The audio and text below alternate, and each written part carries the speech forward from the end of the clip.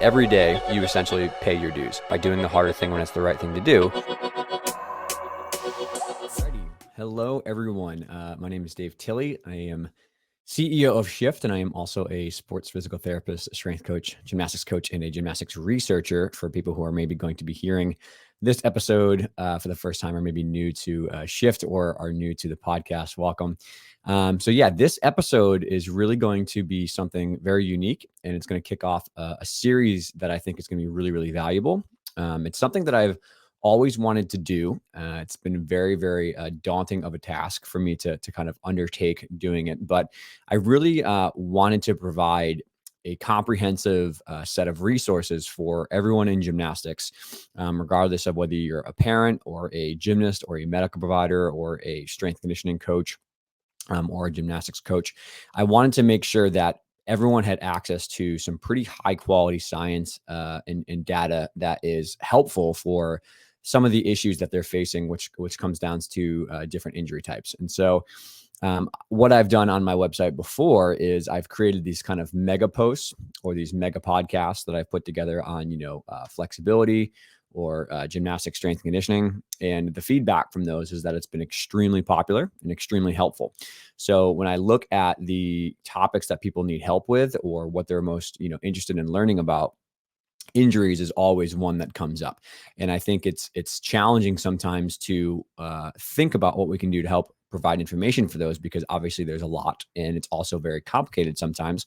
But what I've learned from, my own studies, when I like to listen to other people or podcasts or topics, and what I've also learned from hearing from the feedback from the people who are inside the Shits community, both, on the podcast side, but also those who are taking our courses and giving us feedback, is that it's very, very helpful to have kind of a long-standing podcast or a larger episode or a larger blog post to go back and reference for different ideas and to kind of get help with. So I have been thinking about this for actually a couple of years now, and it was something on my mind, but I didn't really have the bandwidth nor the time to do it.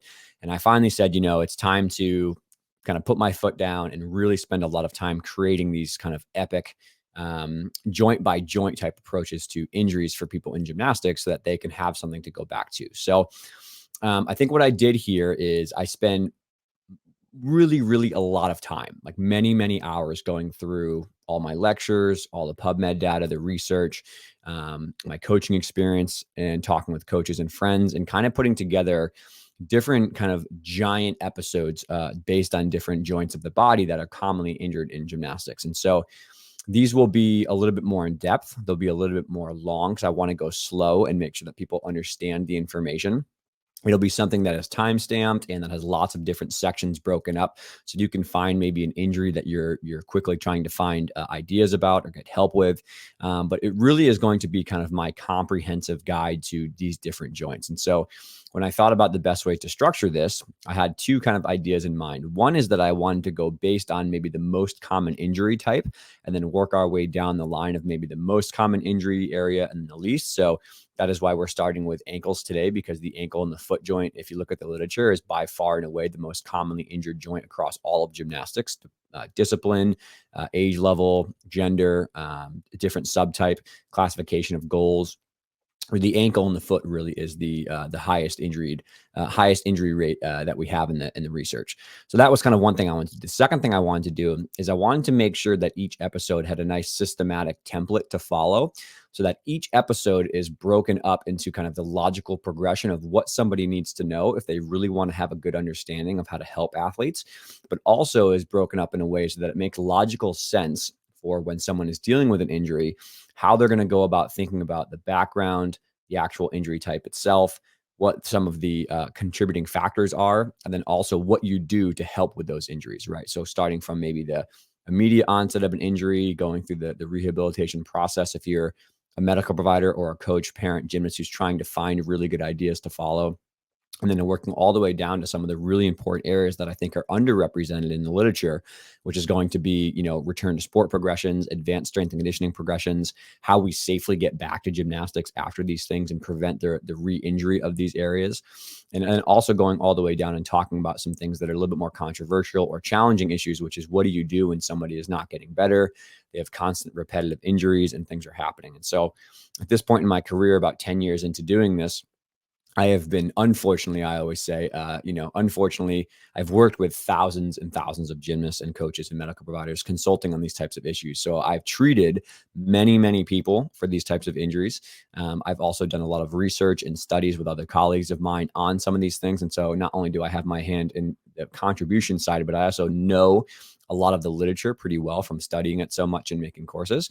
And then also I've done a lot of consulting work with multiple colleges or club teams or national governing bodies or different medical organizations to try to figure out what we can do to try to help reduce the risk of these. Because as much as I love my job, I do not want to be constantly helping people with injuries that maybe are preventable. So that's kind of just to set up the background of where we're going. And each episode, we'll kind of talk about a joint. We'll go through the background information on the epidemiology. We'll talk about some contributing factors to why these injuries happen. I'll give you just a very basic overview of some anatomy, but only as it relates to the injuries themselves. And then we're going to kind of break down the different common injuries themselves and talk about what goes into those and why they're so, frequent. We'll talk about some timelines for these injuries of what you can expect to getting back. We'll go through the process of the rehabilitation from acute to return to sport process. And then finally, we'll end with some maintenance and prevention care strategies or some things that we can do when somebody's having a really tough case that's not getting better. So that's kind of to set up the entire series of this lecture. And I just want to kind of tell people in advance that we're going to go slow. We're going to try to make sure that it's comprehensive. And I want people to understand that it's going to be a lot of information, but we'll try our best to be very thorough with our references and our published studies that are peer reviewed to make sure you guys can find those. We're also going to do a really comprehensive job of creating timestamps for these things and a guide to these. And then also, if you're listening to this, I've created a very comprehensive blog version of each episode on the website. So shiftmovementscience.com/articles. So if you're more of a reader or you want to see things, or you're maybe more of a show me, what I can read, you can go find the blog post and you can see this happen maybe in a text form. And if you're more of obviously an audio or a visual learner, here you are and welcome. So I wanted to make sure, again, it was accessible to everyone. So it's not going to be really, really basic, and it's not going to be really, really complicated. I don't want to go into a medical dissertation for these injuries because that's going to be overwhelming for parents and coaches and just gymnasts trying to find information. I also want to respect the science, and I want to respect the position that I believe that I and Shift have, which is to give really high quality science and evidence behind some of these things. So I don't want to go so basic that I'm not pointing out studies, or I'm not talking about peer-reviewed literature, or I'm not kind of giving you some ideas to work with, because I think that dilutes the water, so to speak, of what can be effective. And it makes it really challenging for some people because they don't know actually what to follow or what to do. So with all this said, I think we'll dive right into it, and keep in mind that it might be a little bit of information to break up into multiple sessions, but my goal, like I said, is to have something you can come back to over and over again. So when we start talking about the ankle joint and the foot joint, right, the foot joints themselves and the injuries you have, I think it's always good just to start with a little bit review of what the data says on how prevalent these injuries are, to kind of get an understanding of what the foundational concepts are we need to master and what we can think about for rehab. Because if we understand how these injuries occur and a little bit of the anatomy behind them, it gives us a really good set of tools to work with during the rehabilitation process to make sure we're getting somebody back prepared and above their previous level of baseline. Okay. So when you look at the data, probably the best studies that we have are called systematic reviews, which essentially take a lot of studies and they kind of combine the data to say, what is the overall arching theme we can take here. So there's a large systematic review in 2019 on gymnastics injuries, and it was 12 studies. It totaled about 843 gymnasts, and they found that about 51% of the injuries inside of gymnastics are to the lower body. Okay. And then if you break that down more, and you look at kind of what percentage of those are ankle or foot.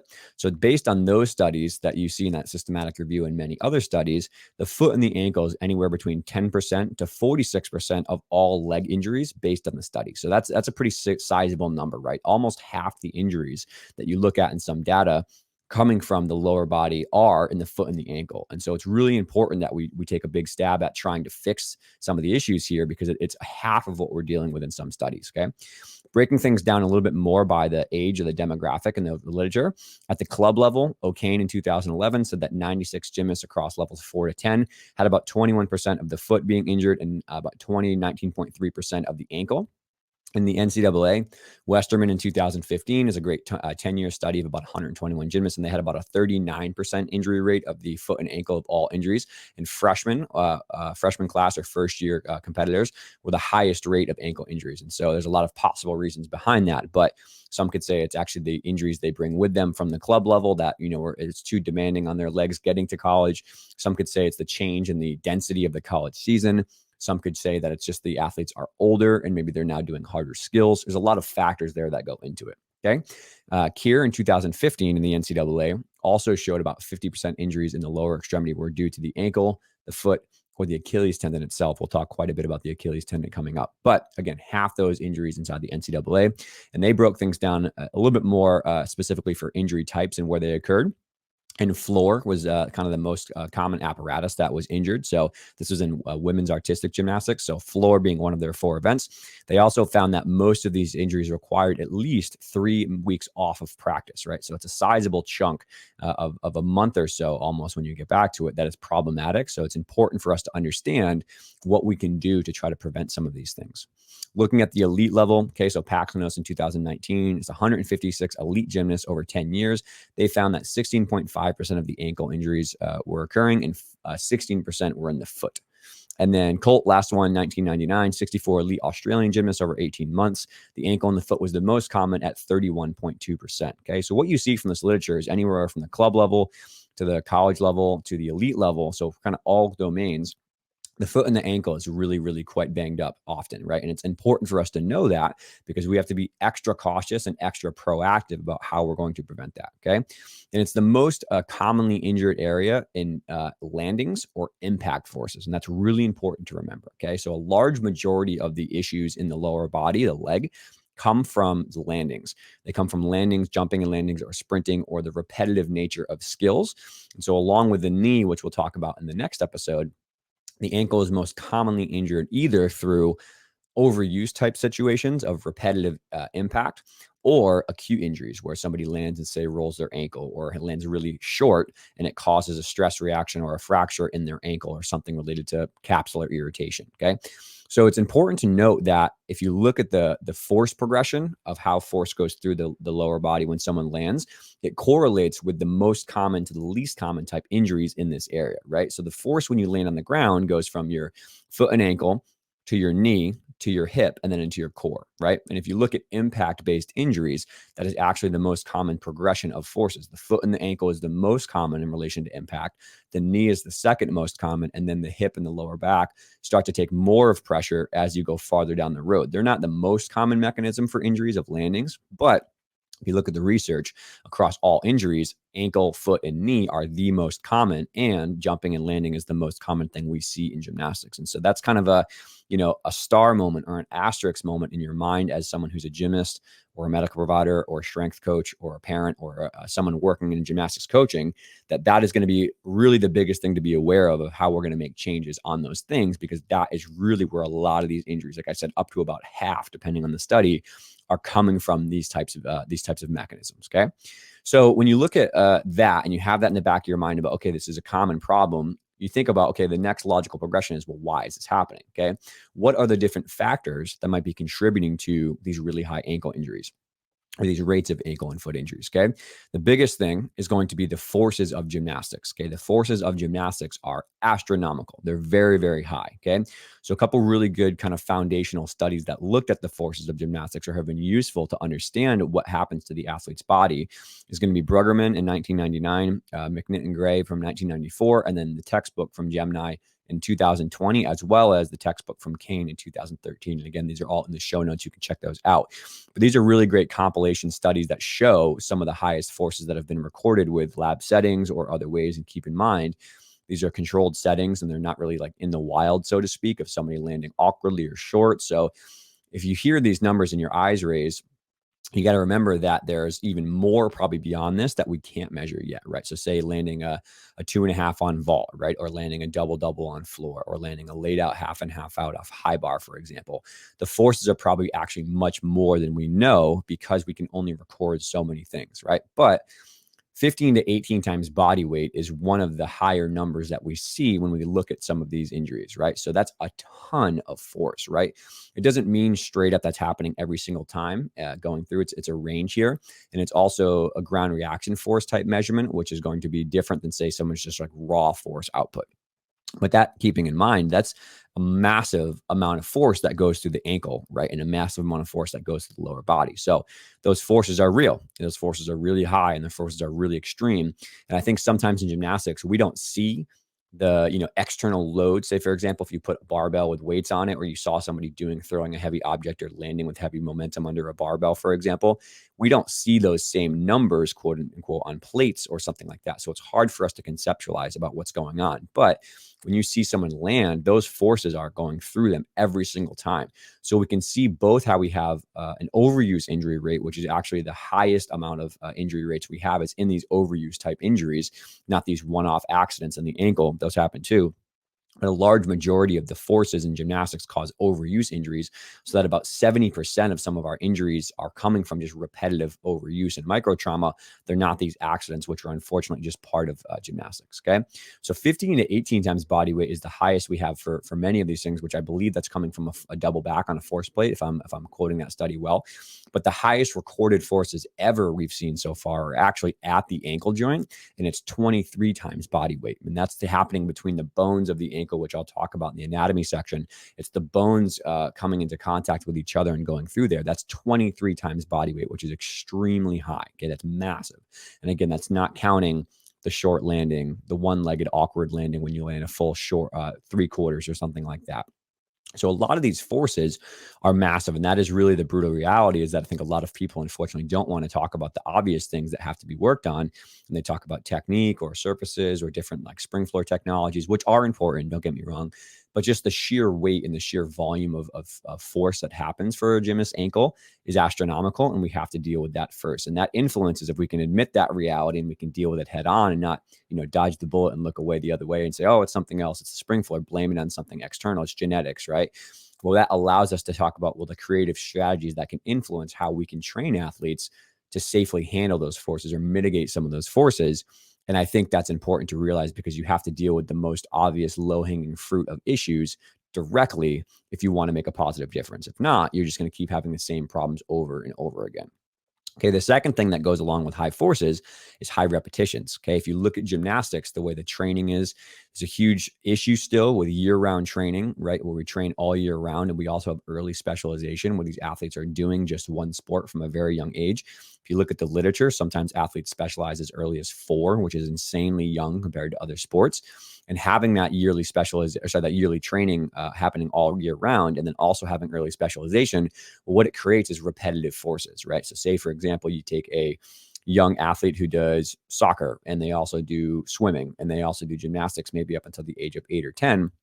They have a lot of variety in the forces that their bodies experience. Swimming does not have these high impact forces. Running does a little bit, for example. So maybe that's not the best example in soccer, but say, for example, they play softball, right? And they also do swimming, and they also do gymnastics for a couple of years when they're younger. It allows a robust athlete profile to be created, but it also spares them of the really high repetitive forces when they're young and their growth plates are open. Okay. And so we want to try to maybe encourage or have the conversation around what it would look like if we didn't have so much early specialization in gymnastics. Would we possibly be able to have a much more comprehensive profile of an athlete up until the age of 8 or 9 or 10, which is still, just for the record, it's insanely early to specialize versus 13, 14, 15. And I understand that gymnastics has different parameters around the elite level or around college scholarships. So I'm not going to take my coaching hat completely off and not say you shouldn't only do gymnastics at an earlier age. But that said, specializing at 4 or 6 or 8 really robs somebody of a massive opportunity to spare their body in high forces, but also to allow them to create a nice comprehensive skill profile and athletic profile that later they could possibly go on to be 14, 16, 18, 20 plus and continue high level gymnastics all the way through their entire career versus just maybe burning out early. And I think the research that we've started to do in like the Achilles tendon rupture situation or others really does show us that a lot of the issues between ages 10 and 14 related to injuries or burnout or mental pressure or, overuse really is a serious cause for concern that we want to check out. So if we want to have a really honest conversation, and we want to really make a positive dent once and for all, we have to understand the influence of year-round training. And we also have to understand the influence of early specialization on some of these injuries. And if you look at the literature, Istvan Ballier is probably the most famous here, but many other great literature and researchers show the significant dangers or risks that come to mental, physical, and emotional health when you have someone who's training one sport at a young age year round and never has a break. And so if you look at those position papers, particularly from, the International Olympic Committee or many other nice national governing bodies, they show us that these things are problematic. And unfortunately, gymnastics culture is a tad stubborn here, where we aren't willing to maybe risk trying a different opportunity here. And so I don't want to belabor the point, but that is a really brutal reality, is that those conditions of year-round training and early specialization create thousands and thousands and thousands of impact repetitions on the athlete's ankles. And I think that's why we see such high rates of things like stress fractures or cartilage issues or Achilles tendon injuries, right? Because there's never a time for us to dial back a little bit, do some cross training, take some time away from the high impact, and get these athletes through puberty safely to set them up well for the later in their career. Okay. So the next thing that goes along with that is what I was just saying is hand in hand, is that you have to embrace the reality that these athletes are young. Okay. These athletes are not 20 plus years old with fully mature growth plates that are closed. They have young, still developing bodies. And so what that means is, from a bone point of view, the growth plates of the foot and the ankle don't typically close from, the ages of 13 to 14 in females, depending on the growth plate, and 15 to 16 in males. And a really good reference for this is Safarian's Foot and Ankle Textbook, which is an anatomy textbook that I've been reading and that I really work through quite a bit often. But there's also some really great literature from Arnold and others that talk about the danger and the risk of growth plate injuries if we're not respecting the healing timelines and being careful about when people are younger. And I don't want to give people the idea from the beginning of doom and gloom that gymnasts shouldn't be training and kids shouldn't do gymnastics when they're young. I actually think it's the opposite. I think that they should do it when they're young in conjunction with many other sports. Then as they get older, it's just really important that from 10 to 14 in particular, we're extremely cautious and methodical with how we train, right? Just because you can do really hard double backs or your Chankos, for example, it doesn't mean as a 10-year-old you should be competing those all the time, because the risk is very high to develop some serious growth plate issues or some problems early if we're not strong enough. Okay. And so I think there's a lot of amazing coaches out there, medical providers and people inside the governing bodies, that are trying to change this kind of push for really high level gymnastics at a young age, because we're seeing more and more people do elite gymnastics or college gymnastics or just having fun, not even about high level gymnastics, just enjoying the sport for 18, 20, 22, 24, 26 plus, instead of kind of going super hard, super early and burning out. And I think the ankle injury issue comes up a lot because we're just pushing too hard too soon, and it's exciting and you want to go fast, but you can train in gymnastics even for high level. Some of my friends work literally with Olympians, and they say there's many ways to train these skills when they're 10, 11, 12, 13, 14, but not put so much volume on their body that it's going to cause some collateral damage and snowball a lot of these overuse injuries. Okay. So what we know is, when you look at the long-term athletic development research, so Istvan Ballier, again, he's got a great textbook called Long-Term Athletic Development. There's a lot of great research studies from him and many others inside of the peer-reviewed literature that we can reference. But we know that athletes of the 10 to 14 age group are not at their peak levels of strength and power and cardiovascular capacity. They may have a really great opportunity to be very hypermobile and flexible and learn from or train flexibility. And they're also picking up a lot of, information quickly, because their brain is a sponge. They can learn quite a bit. But we know that their physiological profile and their strength and power profile is nowhere near their peak, because they haven't gone through puberty. And so what that means is that we're possibly working with someone who's not able to protect themselves and handle these forces, particularly the spring floor forces, as Dr. William Sands, who's a phenomenal research in this area, has shown how hard the forces are on their body. They maybe not be able to tune the spring floor maturity wise, and they also may not have the strength and the power profile to handle these forces. And so what happens is, you take an athlete who's underprepared right? And then in gymnastics culture, you're doing elite level skills in some situations on very, very hard surfaces. And that's a recipe for disaster because these athletes are growing. They're not quite ready yet.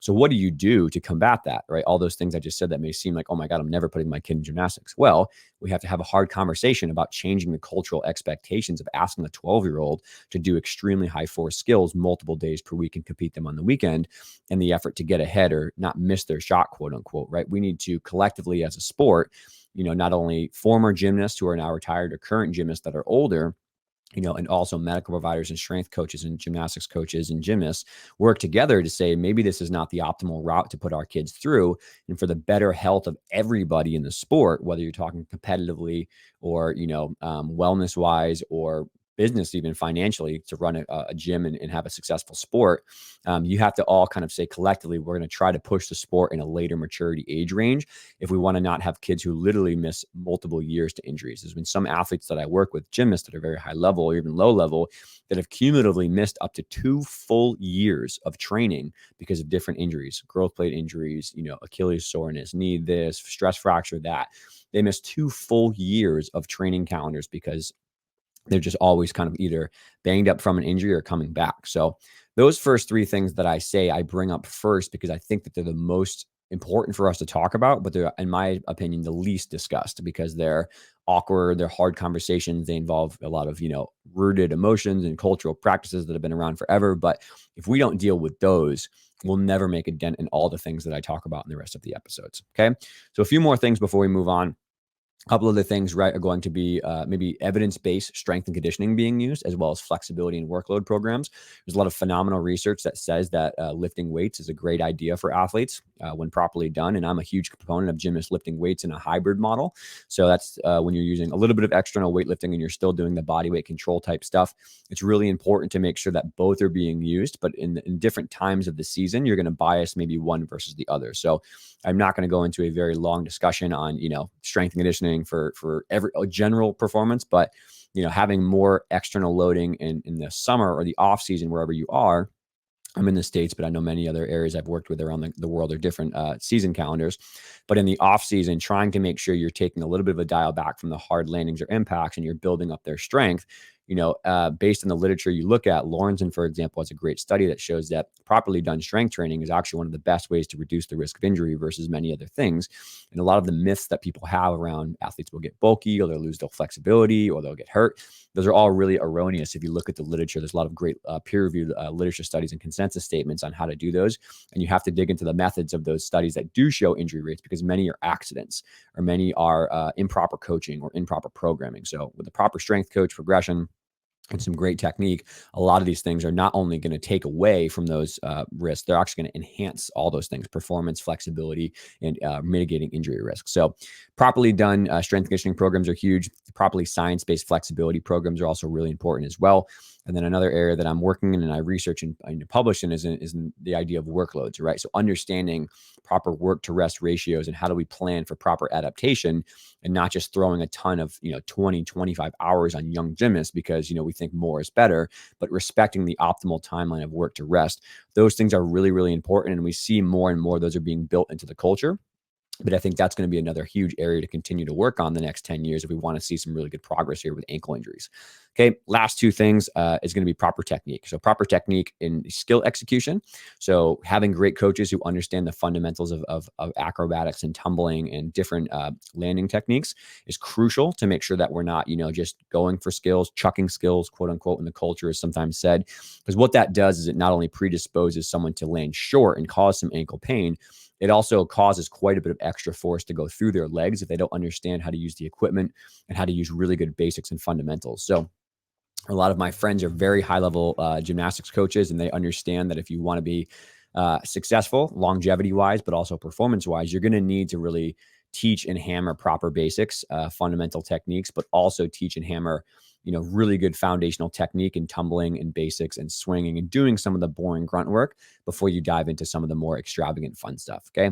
And then lastly, as it pertains to landing, this is particularly more in the knee, but the ankle comes in quite a bit, is that we know that proper landing technique is also something that must be changed in gymnastics. Okay. So Tim Hewitt is a really good researcher in the knee here, and he has shown a significant reduction in risk of injury multiple fold if we have proper landing strategies. But also if you look at some of the research from Kane and others, when you look at the landing patterns that are used, improper landing patterns put quite a bit more stress through the ankle joint and through the Achilles tendon in particular.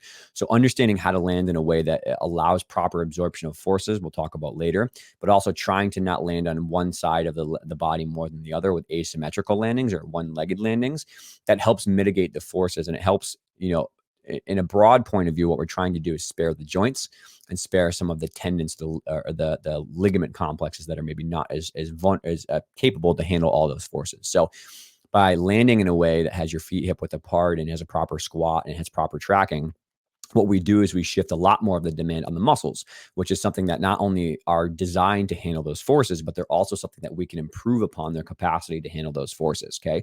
So if we get stronger and we land in a proper technique, we have more of the ability to share that load across multiple areas of the body. So the calves, the quads, the hamstrings, the glutes, the core, and multiple joints are involved, versus if we land in that traditional style of gymnastics, which is very upright torso, very knees together and hips together, and very knee dominant landing. It puts the risk on the ankle joint and the knee joint for a lot of pressure, but it also accumulates a lot of extra wear and tear on the joints themselves because of those ground reaction forces not being shared equally. So proper landing technique and proper skill technique are also going to be very, very important in our discussion here. All right. So that kind of just wraps up the background here. And as we move further, now we're going to go a little bit into anatomy, and then kind of the second half of the episode, we'll just dive into the things that you can do to help out. Right. So very quickly, I don't want to go way too in depth in this because people's eyes are probably already rolling over from the statistics and background, right? They want to all right, man, just let me know what to do. And you can jump ahead to the timestamps that have the injuries. But I promise you, if you want to really command this material and understand it from a bird's eye view that you're comprehensive, I would stick through it and understand a little of this concept first, because this is really going to be where the differences are made. Okay. So when you look at the ankle joint and the foot joints together, essentially what we have is the ankle joint is made up of kind of two bones on the top. So the top of the ankle joint is the lower shin bones. On the outside, that's the fibula. And on the inside, that's the tibia. The tibia is the more weight bearing. It takes quite a bit more. The outside fibula takes, up to 10%, depending on the study you look at. But the majority of the pressure goes through the tibia, right? So those two things come together and they make kind of a C shape. And I'll kind of show that in the camera here. And if you can't see this, it's a C shape from the top down. So think about a C turned 90 degrees. So the top is going down, right? That C shape is called a mortise, those two bones coming together, and it connects with your ankle bone on top, right? This way. So it's the top of the C coming down to meet the top of the ankle bone, which is called the talus. Okay. So the talus is this large, flat, weight-bearing surface that we have in our ankle. And it essentially allows the ankle joint to move up and down. It also allows kind of side-to-side motion a little bit, but more so there's another set of joints below that called your subtalar joint, which is the talus sitting on the calcaneus. Okay, so we have two bones on top, lower shin bones, and you can feel the outside bones, the malleoli. They're called those big kind of prominences outside on the mortise. So it goes mortise and then talus on top of that, and then the calcaneus below that. And essentially, we have a really elegant weight-bearing structure that allows for not only heavy weight-bearing to be done on these joints, but also a lot of fluidity and flexibility to move, right? So you can move your ankle up and down. You can move your ankle side to side. You can rotate your toes in and out. And that's really a phenomenal design evolution-wise of allowing us to have that weight-bearing procedure. And then as you have from those three joints, you have a lot of other bones that extend down to form your foot, right? So the foot joints themselves come together in multiple ways. There's a lot of different anatomy pieces that allow the foot to not only be rigid and stiff when it needs to be, but also be relaxed and fluid to push off of and to handle forces, right? And so this allows this arch concept on top of all these bones stacked together really well, is allowing the foot to handle forces, but also absorb some of those forces and push off and create force as well. Okay. So we have those bones on top that the shin bones go down to. Then we have the talus with a large flat weight bearing surface on top of it called the talar dome. Then underneath that, we have something called the calcaneus, which is our heel bone. The Achilles attaches to there. And it also allows the platform to kind of attach some of our foot bones to. All right. So from there, what we have is a bunch of different smaller bones in the foot that all come together, and they serve different functions, but largely what they're doing is they're allowing an arch to be created in the foot, which allows that force to be absorbed and then force to be created when the muscles pull on different levers. Okay.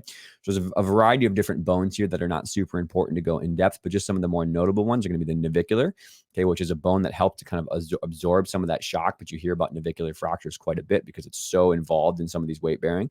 There's also other bones called the cuboid, or the cuneiforms. Okay, those are bones across the arch as well that help form that, and they're also right related to near the talus, near that front foot of the part. Sorry, front part of the foot. That's challenging to say. And then the actual foot bones themselves, the long, thin bones that you might, see coming out to extend into the toes, are called metatarsals. Those are 5 that kind of go out and they form the structure of the foot itself, coming into the actual individual toes. And then you actually have what are called phalanges, right, which are the actual toe joints themselves. So a little bit too much geekiness there, but essentially just think about it as you have this base layer of bones that are very intricately stacked together that allow for not only high forces to be absorbed, but also push off and absorption forces in the foot so you can run and sprint and point your toe and jump and all that, okay?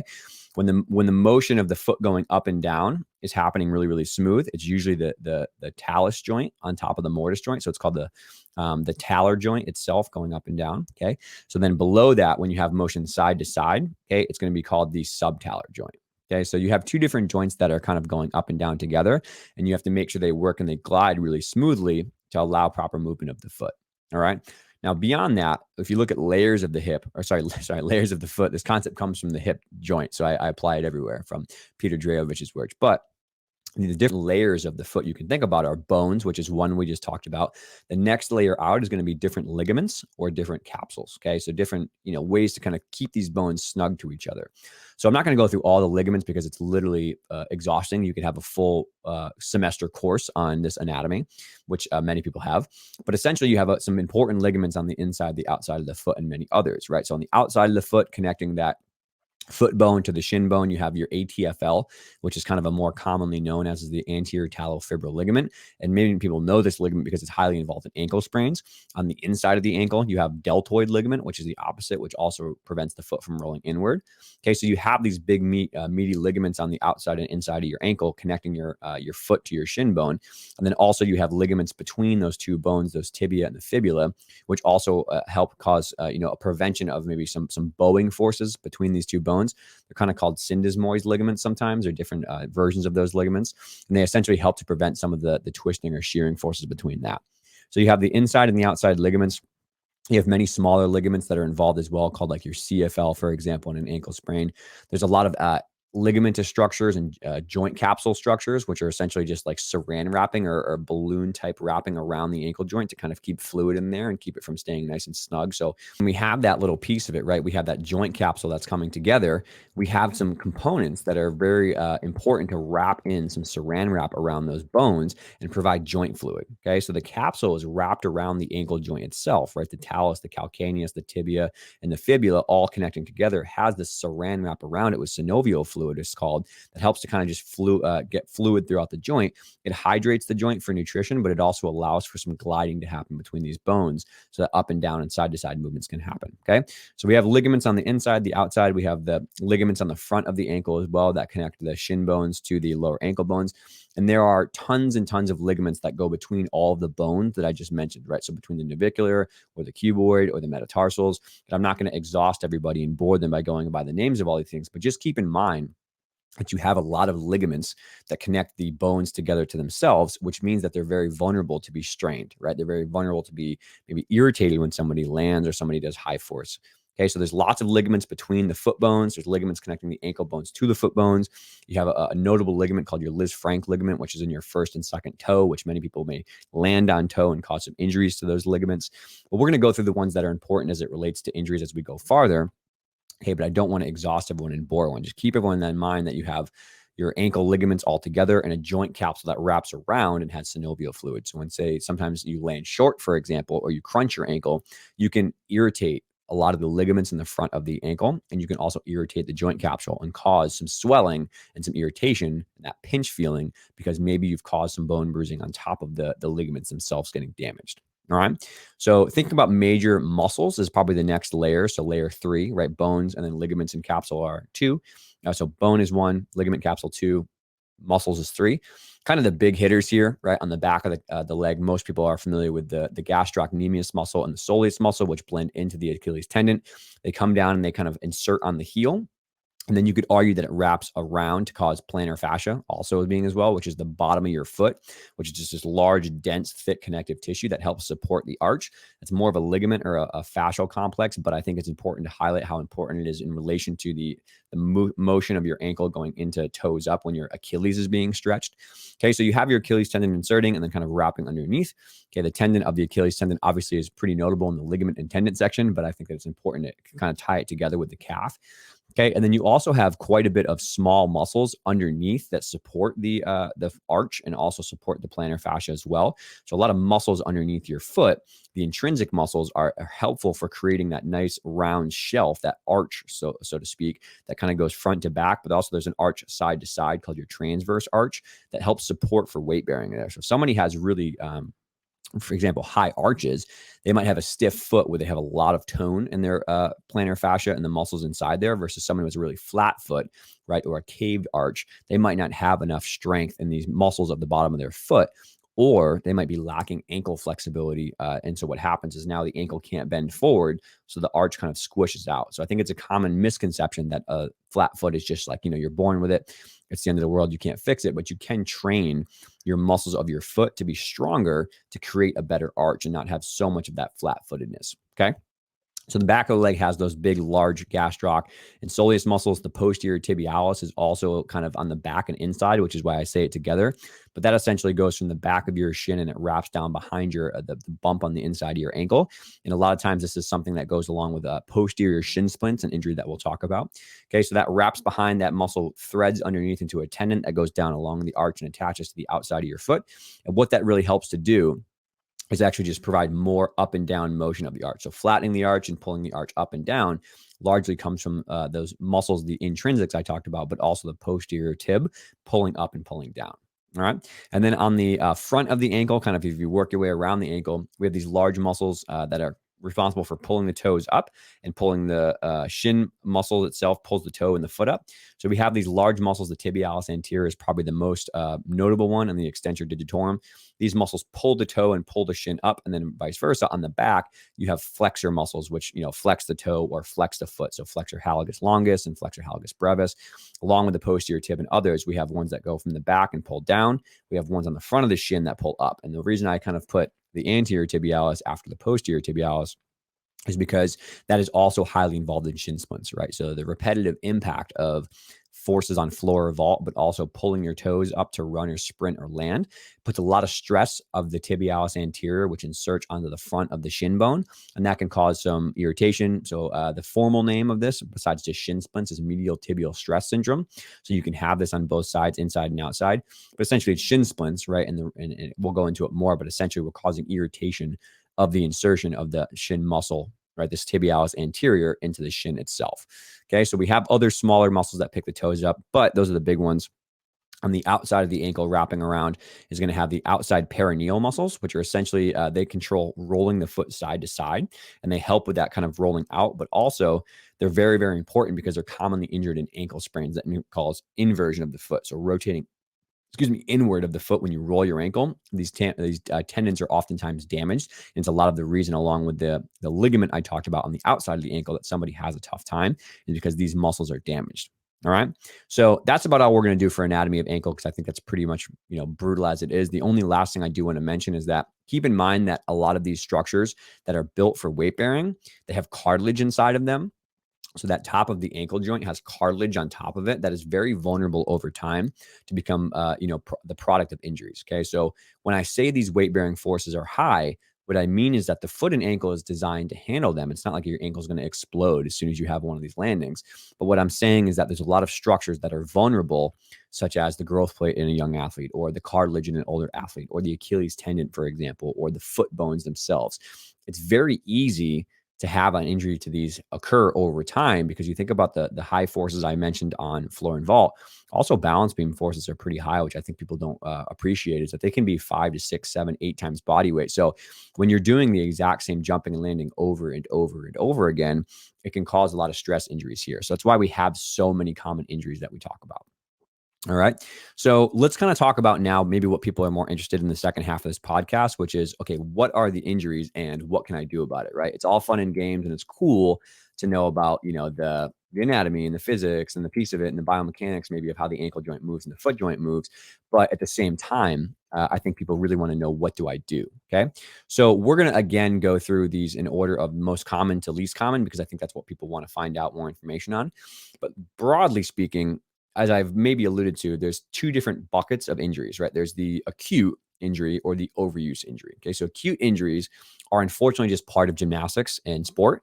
But having so many repetitions of high impact jumping and landing does increase the risk of more acute injuries, right? So as a coach and as someone who had ankle injuries, I broke both my ankles, right? Like, I know the reality of, you could be doing everything right and gymnastics just has some risk.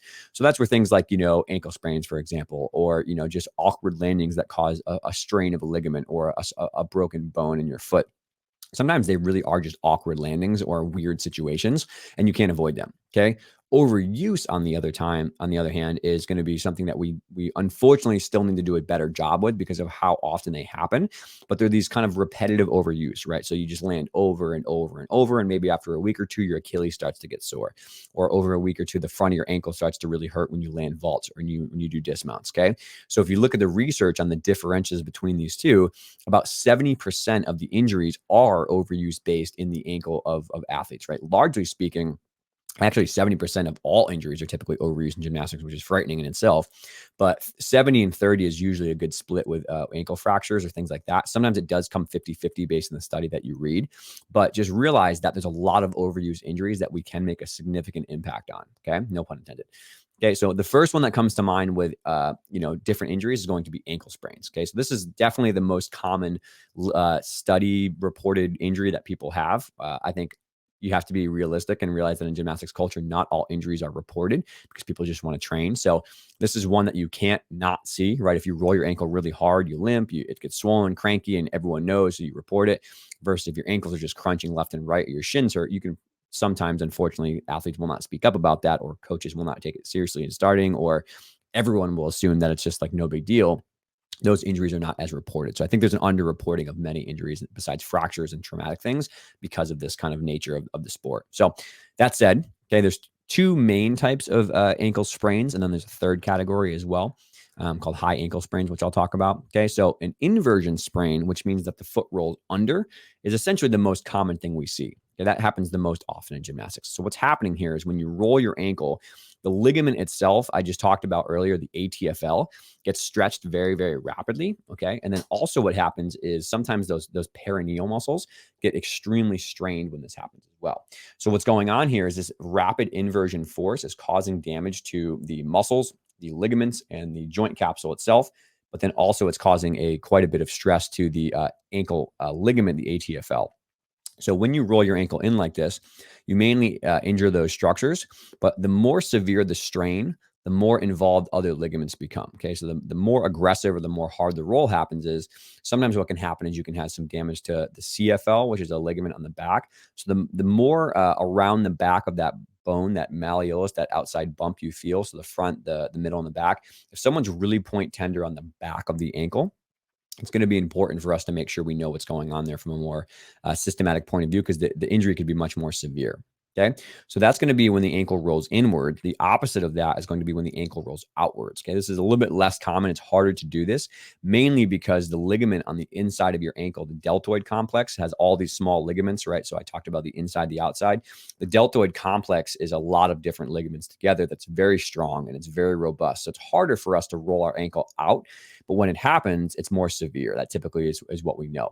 So eversion is the toes going outward. So say if your knee kind of caved in and you rolled that way, you landed awkwardly with your toe turned out on a landing. If the inside of your ankle gets damaged, that's an eversion sprain. And that's going to be probably to the deltoid ligament complex, okay? Along with maybe the posterior tibialis tendon. That essentially, it's the same thing. It's just rapid stretching of those ligaments, maybe causing some strain, but also possibly causing some tissue irritation to the ligaments itself or the joint capsules, okay? So those are mostly in or out. Inversion sprains are more common. Out is going the other way. There are one or two other subtypes that I think are important. So one is not so much a subtype, but just thinking about the way that the ligaments can get strained. You can also strain the ligament from really forceful toes up motion. So when you land short and you crunch, your toe comes towards your shin, you can strain these ligaments as well, and also the joint capsule, along with causing a bone bruising, which is coming next. But that can be another mechanism. So say somebody, the one that comes to mind is somebody who was tumbling and their foot landed off the pit, right? So their heel dropped really far down off the pit and they weren't quite ready for that. And it really crunched their foot all the way up. They had a grade 2 strain. I'll tell you what that is soon, to both the inside and outside ligaments, the the ATFL and the deltoid ligament complex, because of how high the forces was. Okay, so that's going to be another thing. And also rapid toe down injuries can also be problematic as well. So when someone catches their foot, for example, with landing and they rapidly point their toe, that can cause sprains as well. Okay, the last little third category that I wanted to mention is going to be a high ankle sprain. So sometimes this happens with this toe up or toe down motion, but also sometimes it can happen with extreme awkward motions. And what this is it's typically a damage to the ligaments between the two bones I mentioned in the lower shin. So the tibia and the fibula together causing that C shape or creating that C shape. The ligament and the syndesmosis between those two, which is just kind of connective tissue, can become very, very strained. And these are actually sometimes more problematic than just basic strains because they take a lot longer to heal. There's this kind of rule of thumb that for every inch higher above the ankle joint that the pain is experienced, it takes a week or two longer to heal. So sometimes somebody will land really awkwardly and kind of get a sprain, and you'll hear that common thing of like, oh, I wish I just had a broken bone because it would heal in 6 to 8 weeks. Sometimes these high ankle sprains can last multiple months because of how much bowing force or stress force they put on the two ankle bones themselves and the ligament in between them. So that's a high ankle sprain as well. Okay, so moving on from strains, the next kind of common thing that I think, again, maybe not reported as much in the research, but I know for a fact is the most common thing that a lot of gymnasts deal with, is just kind of this crunched ankle phenomenon, right? So this kind of gymnast ankle, they call it, this pain, this pinching pain in the front of the ankle. What's happening when someone lands or when someone sprints or when someone does a one-legged landing like a leap or a jump. Okay, so the fancy term for this is going to be talocrural impingement. I didn't want to be geeky before, but the talocrural joint is that top joint that moves the foot up and down, and the subtalar joint, like I mentioned, is underneath. But the talocrural joint is essentially talus and the crural joint together, right? So talocrural joint means, right, the talus below and then that mortise joint above impacting each other. Okay, so what happens here is when the foot lands very, very short and crunches, those two bones go against each other and cause contact, very high force contact of the foot bone into the bottom of the ankle joint.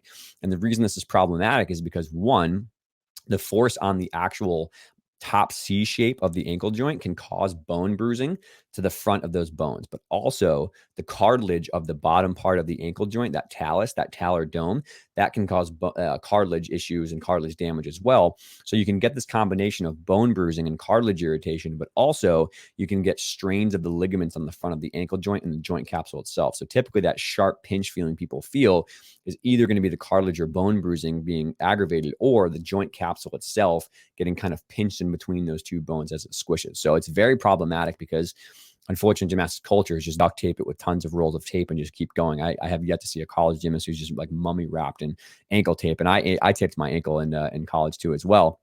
But it's got to be something we're more aware of and we deal with more forcefully because it's not good, man. I have so many gymnasts that have low-level irritation and all the time they work with, right? So they just keep having painful ankles. They keep having really, really bad ankle problems. Those lower-level irritations that are just ligament or capsular irritation, bone bruising, they can be dealt with. They're annoying, but they get very, very serious very, very fast, particularly if someone keeps landing short. They can progress into stress fractures of those two bones, the tibia and the fibula, or cartilage damage to the actual talus itself in the dome where pieces chip off and float in the joint and they lose ankle mobility and it causes damage, right? Or you can have serious talar dome injuries that are cartilage degradation. So the fancy term for this is OCD, which is not the psychology-based OCD. It's the cartilage one, which is osteochondritis dissecans. So that's when essentially you keep hitting the same spot in the cartilage over and over and over again, that the bruising goes to true irritation and inflammation, and it goes to destroying or killing the ankle cartilage itself, right? The ankle cartilage starts to die. And I don't mean to be blunt there, but it starts to degrade and there's no blood flow to that area. So it causes significant damage to the ankle joint. And the reason I'm kind of being stark on this is because what happens, unfortunately, is athletes have to get surgeries where they go in and they actually either, pick the area with a surgical scalpel and it causes bleeding for it to heal, or they have to take another piece of cartilage and fill in that big plug, that pothole situation to allow it to heal. And it's multiple months of missed. I'm talking like 3, 6, 9, up to a year for severe cases I've worked with. So the fact that it happens so often is really something we can't just slide under the rug and say like, oh, gymnast ankle, they just get crunchy ankles. Like, it's serious problems that come up, particularly in high school and college and elite athletes I work with. And they held back so much that even just duct taping themselves. And there are some products out there that are braces you can wear to prevent this hyperdorsiflexion or this hyper toes up motion. But I don't think it's a great way for us to live. I think it's better for us to be honest and respect some of these things and kind of go back to those first things I mentioned around, early specialization, year-round training, strength and conditioning, proper landing techniques, all that kind of stuff can help reduce the risk of some of these things, and workloads and understanding the surfaces that they're training on and not pushing hard surfaces too young or too aggressively in the season are really practical ways we can change the risk of these things kind of happening. All right. So those are kind of going to be the first top two, which are the most common, which are sprains and crunched ankles or talocrural impingement. The third thing that I think comes up is going to be growth plate injuries. So a lot of people understand that growth plate injuries are happening commonly, right? So we, again, talk about that lacking kind of 13 to 15-year-old maturity in the bone itself. So that doesn't happen until they're 13 to 15. It means is that the bone itself is not a hard, firm bone that can absorb these forces. It's what's called spongy bone is the non-geeky term, right? It's not fully formed. It's not really secure. It's kind of more cartilage. It's kind of more like soft bone. And so what happens is that high force going through, let's say, for example, the Achilles growth plate, the calcaneal growth plate, is not really ready to handle it. So it pulls quite a bit and it causes severe inflammation and irritation of these bones. And bone pain is actually one of the most painful things someone can experience next to nerve pain. So that's why a lot of athletes struggle with limping and they can't do it. And they're in a ton of pain because the bone is inflamed itself. So that's one reason, right? Is that the bone itself is not ready, but also is that the traction or the pulling forces, the stretching forces on this area are accentuated in someone because they're growing, right? So the bones themselves, the shin bone, the foot bone, they grow faster than the calf muscle and the Achilles muscle can keep up with. And so you have this really high pulling force on a bone that's not quite developed yet, and it causes some really high irritation rates. So if you pair that with the third component here, which is that an eccentric contraction, which is when the muscle is lengthening as it contracts, is the highest force contraction that we have in our body. So we have the situation where we have a not fully mature bone. It's getting pulled on because of inflexibility of maybe the calf or the Achilles when someone's growing. And there's an eccentric contraction of the calf muscle pulling on this. It's kind of a recipe for someone to have really, really high force contractions on the heel. So the heel, the calcaneal insertion point is called Sever's disease, or calcaneal apophysitis is the geeky term for it. And apophysitis just returns to inflammation of the apophysis. The apophysis is the growth plate. So calcaneal, heel, growth plate, inflammation. That's what it kind of all comes together for those Latin aficionados out there. Okay, so that's kind of going to be the most common one that people hear about is Sever's disease or the growth plate irritation of the heel. Another smaller one just to mention is Insland's disease, which is a growth plate irritation of the outside foot bone, the fifth metatarsal. You have muscles that attach, the peroneals attach to that and stabilize the foot. You have a growth plate there that also is sometimes slow to close in athletes, and that can also be a repetitive pulling from using jumping and landing. That can be pulled on and cause some growth plate irritation as well. So Insland's disease will be the metatarsal apophysis irritation, whereas Sever's disease would be the calcaneal apophysis. All right. So those are the next ones. And then the next ones that I put up are going to be tendinopathies. So this is essentially going to be irritation or repetitive damage to the tendons themselves.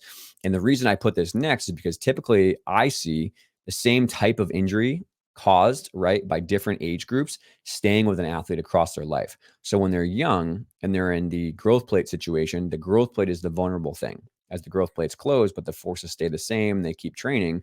The next thing that comes more problematic is going to be the tendon itself. Okay, so the tendon, like the Achilles tendon, for example, now becomes the irritated spot instead of the growth plate in the heel, because the force is now shifted to the Achilles tendon. Okay, and then when they're older, that kind of tendonitis, that tendinopathy, unfortunately sometimes becomes a full rupture or a full tendon tear, which is what we see a lot in the older years of gymnastics or in the college gymnastics setting. And so I worry that sometimes the growth plate injury is correlating to a tendonitis when they're in high school, and is correlating to possibly a tendon failure rate when they're in college. And so we have to keep in mind all these common forces, right? These common things we talked about in terms of what we can do to fix it. Those are going to be really, really important to kind of track throughout the entire year and multiple years in a row to make sure we're on top of those things. Okay. So tendonitis, it refers to inflammation of the tendon, whereas tendinopathy typically tends more to like a kind of a chronic degenerative process of the tendon. And for anyone who's looking for really great research here, particularly in the Achilles tendon, Jill Cook and Kyle Docking are really great researchers here. They have a phenomenal amount of information on kind of treating tendinitis like a continuum, right? So in the knee, it's patellar tendinitis, but in the ankle, the biggest one is Achilles tendinitis. So kind of treating on a continuum from maybe that acute really hot, irritable tendon when somebody has an acute irritation, down the continuum to maybe more of a chronic degenerative or repetitive overuse type issue when the tendon starts to lose its ability to handle force and it becomes repetitively irritated. And then lastly, that full-on rupture like an Achilles tendon tear. Okay, so when you look at the most common tendonitis that we have in the ankle, it's going to be the Achilles tendon. So Achilles tendinopathy is probably the most important one here, and it's really interesting to look at when you understand where those forces come from. The highest recorded Achilles tendon force we have, if you look in Kane's book in 2013, is about 9,000 newtons, which is 15 times body weight. So that's how much goes through the Achilles tendon when someone does a double back on the floor. Okay, and also really interestingly in their book, they talk about how changes of the foot position inside and outside, so eversion being out or inversion being in, remember from those ankle sprains, the more everted a foot is, the more shearing force the Achilles tendon may take. And I don't want to dig into the geekiness of biomechanics there, but essentially, if someone has their foot rolling out more, it can twist the tendon and it can cause some rubbing between the different layers of the Achilles tendons themselves. So someone who had 15 degrees of eversion was related to an 100% increased medial strain on the Achilles. So the inside portion of the Achilles took even more strain when somebody had that everted foot. And what causes that everted foot might just be their natural profile of how they're born, but also when someone has a really tight ankle joint and they don't have flexibility to get their knee over their toe straight ahead, sometimes what happens is the foot flattens out into that everted, rolled out position, and the foot caves into a flat foot to make up for that lacking mobility. So say you have a gymnast who, for example, lands short quite a bit growing up and they have damage to that ankle joint that I talked about with that crunched ankle. And say, for example, they also have really stiff calves from years and years of training. They might not have good ankle flexibility to go ahead. It might turn their ankle in, right, and have that foot roll inward as the toe goes out. That might cause more strain on the Achilles. All right. So that's going to be something that happens though. And typically what we have here is someone who has pain either in the insertion point of their Achilles, right where their Achilles attaches to the bone, that's insertional Achilles tendinopathy, or someone who has pain a little bit higher up, maybe in the last little bit of their Achilles tendon. That's called mid-substance Achilles tendonitis. Okay. Or tendinopathy. And there's different kind of ways to treat the higher one or the lower one, but just keep in mind that that's caused by high forces, repetitive use, repetitive toe pointing, the strength of that Achilles maybe not being as great as it should be, whereas people are just doing a ridiculous amount of calf stretching and body weight calf raises, but they're not doing any external load, right? So seated or standing calf raises, as I'll talk about, sometimes that can cause that tendon to not really take the most strength it has to the equation of that high force, and the tendon can break down over time, along with, just being honest, that high workload, right? Sometimes in gymnastics, unfortunately, we're not really respecting soft versus hard landings and thinking about, again, year-round training, early specialization. So the tendon takes thousands and thousands of repetitions when they're younger, okay? It's also worth noting that when I did talk with Jill on a podcast, she did bring up the influence of possible nutritional issues and possible strength issues inside the Achilles tendon. So unfortunately, we know that there's a lot of nutritional problems in gymnastics with proper fueling and under-fueling or having disordered eating or some red S syndrome. And I think that it's important to remember that during your growth, right, in puberty, all of the collagen in your body is laid down probably before the age of 16 to 17. And so if you have someone who is working at a high workload and is maybe not respecting the proper slow progression through puberty and may have some nutritional issues on top of that, that may be causing the quality of this collagen this tissue inside the Achilles to not really be laid down optimally.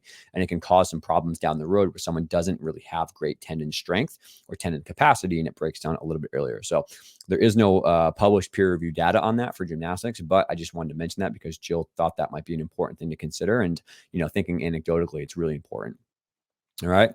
So that's tendonitis, right? There are other tendons inside of your body that you can have ankle, right? So the posterior tib can also get irritated as it wraps behind that ankle joint and inserts to the foot. That's on the inside of the ankle. You can also have some tendonitis of the outside foot muscles, the peroneals, as they attach into the foot bone on the outside. But Achilles tendonitis is kind of the most prominent one, but posterior tib and anterior tib are also problematic as well. Those are typically just the tendons themselves become painful with different motions. So Achilles tendonitis might be more with toe pointing and landing versus rolling your foot under and landing might be posterior tibialis, or pulling your shin up when you're running might be pain in the front of your ankle, that tendon that goes down the front of your ankle linked to shin splints, which is next. That can also be a tendonitis as well. All right. So shin splints are probably the next one, and we'll get to the last three pretty quick here. Shin splints is going to be when the muscles that I mentioned, the back of the calf is the posterior tibialis attaching to the shin, or you have the front of your shin, the shin muscle, the tibialis anterior attaches to the bone on the front of the back of the front, respectively, right? So sometimes you can have posterior shin splints, which typically comes about with more repetitive jumping and landing. and also some other issues related to toe pointing, versus that typically landing and shin muscles pulling your toes up to clear the floor when you run or land are typically more the front of the ankle joint. So anterior shin splints is the front, whereas posterior is more the back. And essentially what this is that the muscle attaching to the shin bone itself starts to pull so often or so repetitively or at high force that it causes small little micro fractures in where the bone attaches, right? So this is called the periosteum. It's essentially where the muscle threads into the bone itself, and it can cause some irritation. And so it's annoying for most people, and it's problematic because you have to modify your workload so much. But in the long term, it's very serious, and it can get problematic if you don't respect it, because it can cause stress fractures of the shin and larger fractures, which is obviously a huge issue. So you want to catch these things early. You want to make sure that you're dealing with it right away, and you would modify the impact. We'll talk about some strategies for healing. Okay. And then lastly, along with that fracture and stress fracture of the shin splints itself, you can have just general stress fractures of the shin bone itself, the tibia. You can have stress fractures or fractures of the fibula. For example, when you roll your ankle, you can sometimes fracture your fibula. You can have just impact fractures, right? Sometimes when you land funky, you can fracture these smaller bones like the navicular or the talus itself or the calcaneus. It's harder to do, but there's a lot of repetitive overuse type muscle contractions in gymnastics. So you can get stress fractures of many of these points, or you can just fall awkwardly or fall the wrong way, and you can fracture your ankle, or you can fracture the bone in your foot, or you can fracture your toe, or you can stub your toe, right, and have an issue.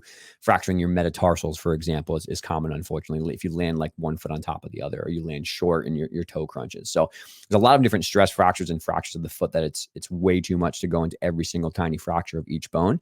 But one I do want to call special attention to is going to be a Lisfranc fracture.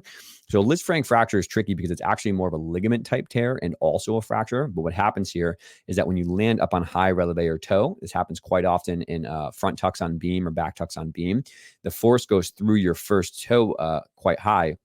And what happens is it pushes so hard, it causes the ligament between your first and your second toe to rupture. And then also the bone can break and dislodge or dislocate inside that front of the foot area. And the reason I bring special attention to this one is because it's such a common injury, like I said, landing on releve, but also unfortunately, it oftentimes needs to be dealt with surgically. So unless you have just a mild strain that it can heal, oftentimes what happens is that bone needs to be realigned and a screw has to be put in, and then the ligament has to be kind of put back together. So that one oftentimes does need surgery. All right. And then lastly, particularly on the surgery point of view, the last thing I wanted to make note of, there's many other injuries we could dive into, but I want to get to how to help these things. Okay. So Achilles ruptures are a huge problem, particularly in college gymnastics. We see a lot of 18 to 22-year-old gymnasts who rupture or tear their Achilles in late high school or in early college. And, in the last few seasons of when this recording comes out, there's been like up to like 30 or 40 Achilles ruptures.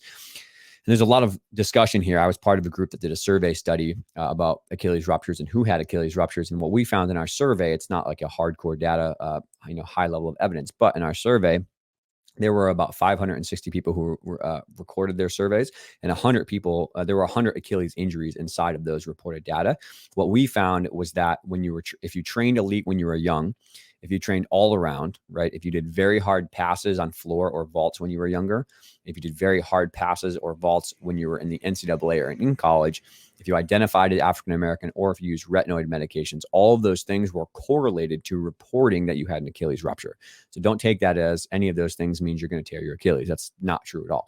What that means is that the more things reported of those, so all around and training hard pass when they were younger, doing elite when they were younger, training high training hours when they were younger, and puberty particularly, and doing like D or E level passes, was correlated to somebody reporting a college level rupture. And that's what we asked. We asked current and former college athletes of about 2 years. So people who are in the 18 to 25 age bucket, those people who did tear their Achilles just reported those things more often. Okay. So I think what this tells us though, is wrapping this up, is that a lot of what we're doing in the younger JO club levels is having a snowball effect to some of the higher levels. Okay. So it's really important that we deal with some of these things and understand them to try to prevent that. So workloads and year-round training, early specialization, strength conditioning for the calf, and proper landing techniques, all that kind of stuff I talked about, that really is going to dictate what might happen later down the road. And we need to scratch our head about some of those cultural conversations about changing our themes around those kind of ideas. All right. So next, I know we just kind of went through quite a bit of geeky stuff in the first half of this episode, but the second half of this episode is really going to be all understanding the timelines for injuries and how to actually help somebody. We'll all kind of put my medical hat on and share what I think people should do for rehab and what people should do to get back to sport. Okay.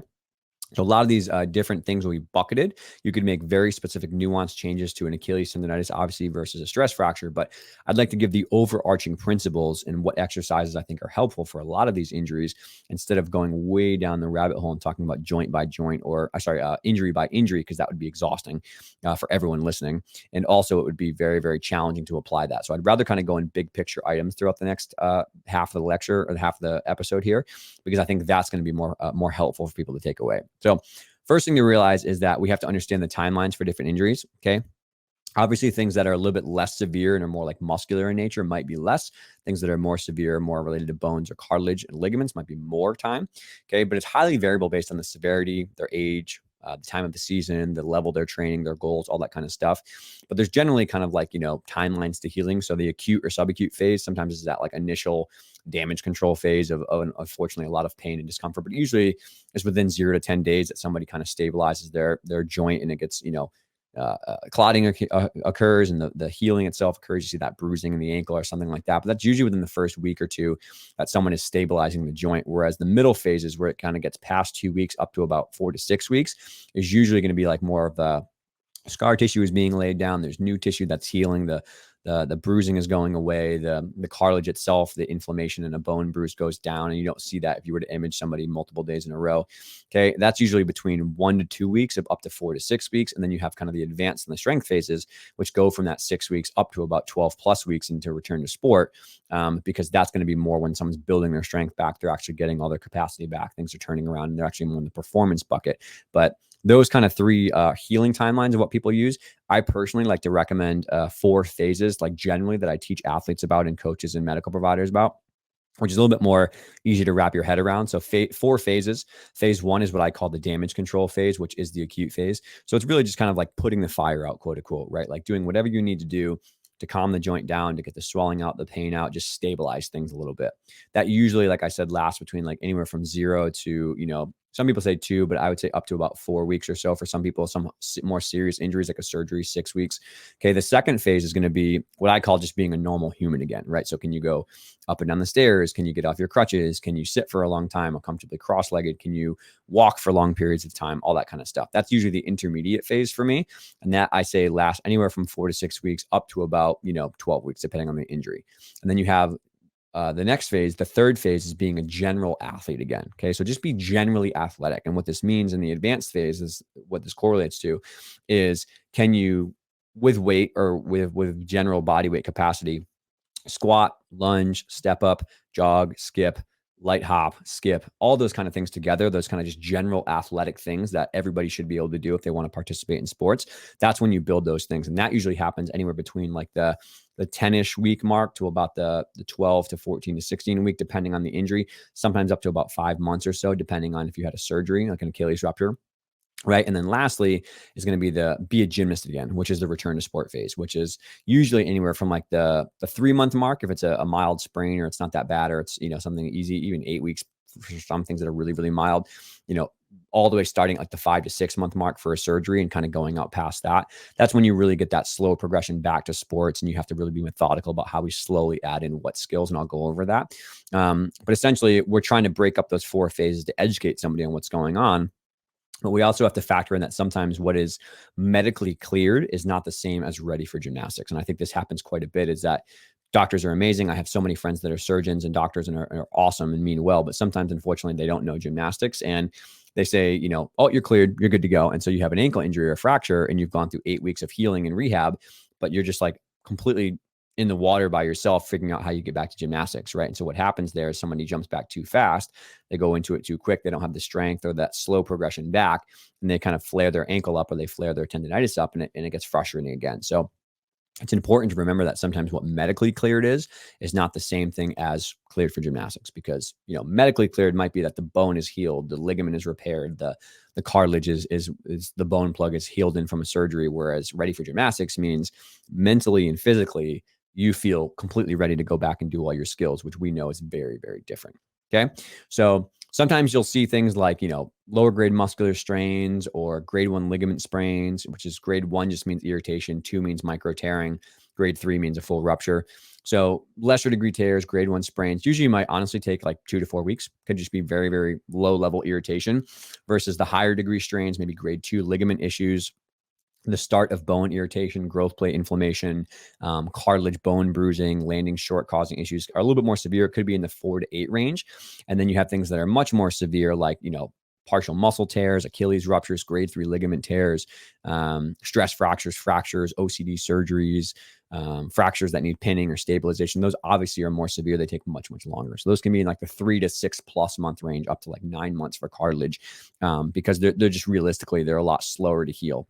Muscle and ligament sometimes heals much faster, and tendon heals faster than, say, bone or cartilage, for example. So those are just some timelines to think about. And then generally now we're going to work through is what do you do when you're injured, right? What do you do when somebody has one of these ankle injuries? What are the main categories, like I said, of rehab?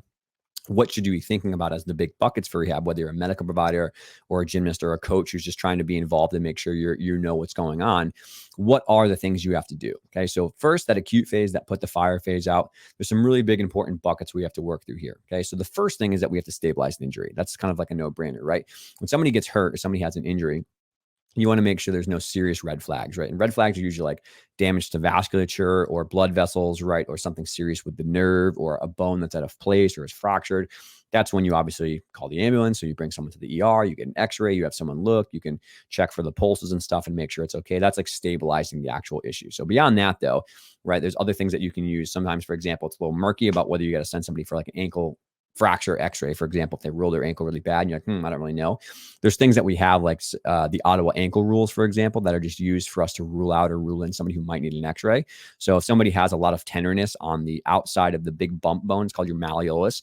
Somebody has some tenderness, point tenderness to the area around there on the inside or the outside, or they have the outside foot bone, the fifth metatarsal, the outer foot bone you can feel.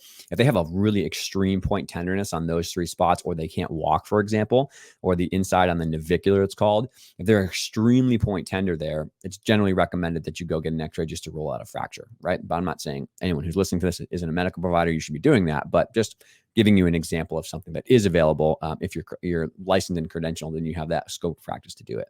So those are just things that stabilize the injury. But generally past that, like the oh my goodness, like the really scary stuff, what do you do in the first phases, those first 4 weeks, to try to get somebody stabilized, right? So one is obviously workload reduction, right? If somebody has a growth plate injury or the start of an irritation or shin splints, you have to reduce the impact. Like, it's crazy to me how many kids are just like, oh, I'll just work through it. Like, no, it's just growing pains, just keep going. I've had so many cases where people are like, I'm like, oh, when'd your foot start hurting? They're like, 6 weeks ago. I'm like, okay, well, like, did you try to change things? Like, oh, I want to compete, or like, I want to train. And now they have a stress fracture, right? Or now they have some serious irritation that they can't compete with. And it's really frustrating for them. So be open, be communicative. If you're a gymnast, talk to your coaches, ask questions, parents, kind of keep that eye out. Medical providers always be kind of like, scratching your head around different things that are going on, particularly preseason or the beginning of competition season. And then the very, very late part of season, you have to be smart. You have to be smart about planning over 4 to 6 weeks to slowly build up the hard impacts. You have to be smart about knowing when someone is tired and maybe shouldn't do more routines or more repetitions. You have to be smart about managing your athletes on a team for workload points of view, for who's competing, who's not. You have to be smart about the density of the number of meets in a row. You have to be smart about that, because if someone gets hurt, the first thing you have to do is pull back that impact volume and pull back that they're using their foot that much. Okay. The second thing we have to do here is you have to manage the swelling and the pain. Okay. So I am definitely someone who's on the camp of moving away from ice. I think that ice has come out as significantly less helpful for swelling management. As we now know, it's more about lymphedema and active movement and elevation and compression. I will say here, and I always say this to students that I work with, the people that I lecture to, is there is a caveat on ice ethically for someone who has a very severe injury, okay, who has a very severe like fracture, for example, and is like writhing in pain in the middle of your gym or in a competition. It's not like, well, the research says we shouldn't use ice here, right? If you have a young child, and I had this story I've talked about famously. I had an athlete who I was working somewhere doing something. I'm not going to be specific about this. This person landed off the floor and fractured their heel. They had bilateral fractures in their calcaneus. They fractured both the bones in their heels And this poor girl was writhing in pain, right? She was screaming at the top of her lungs.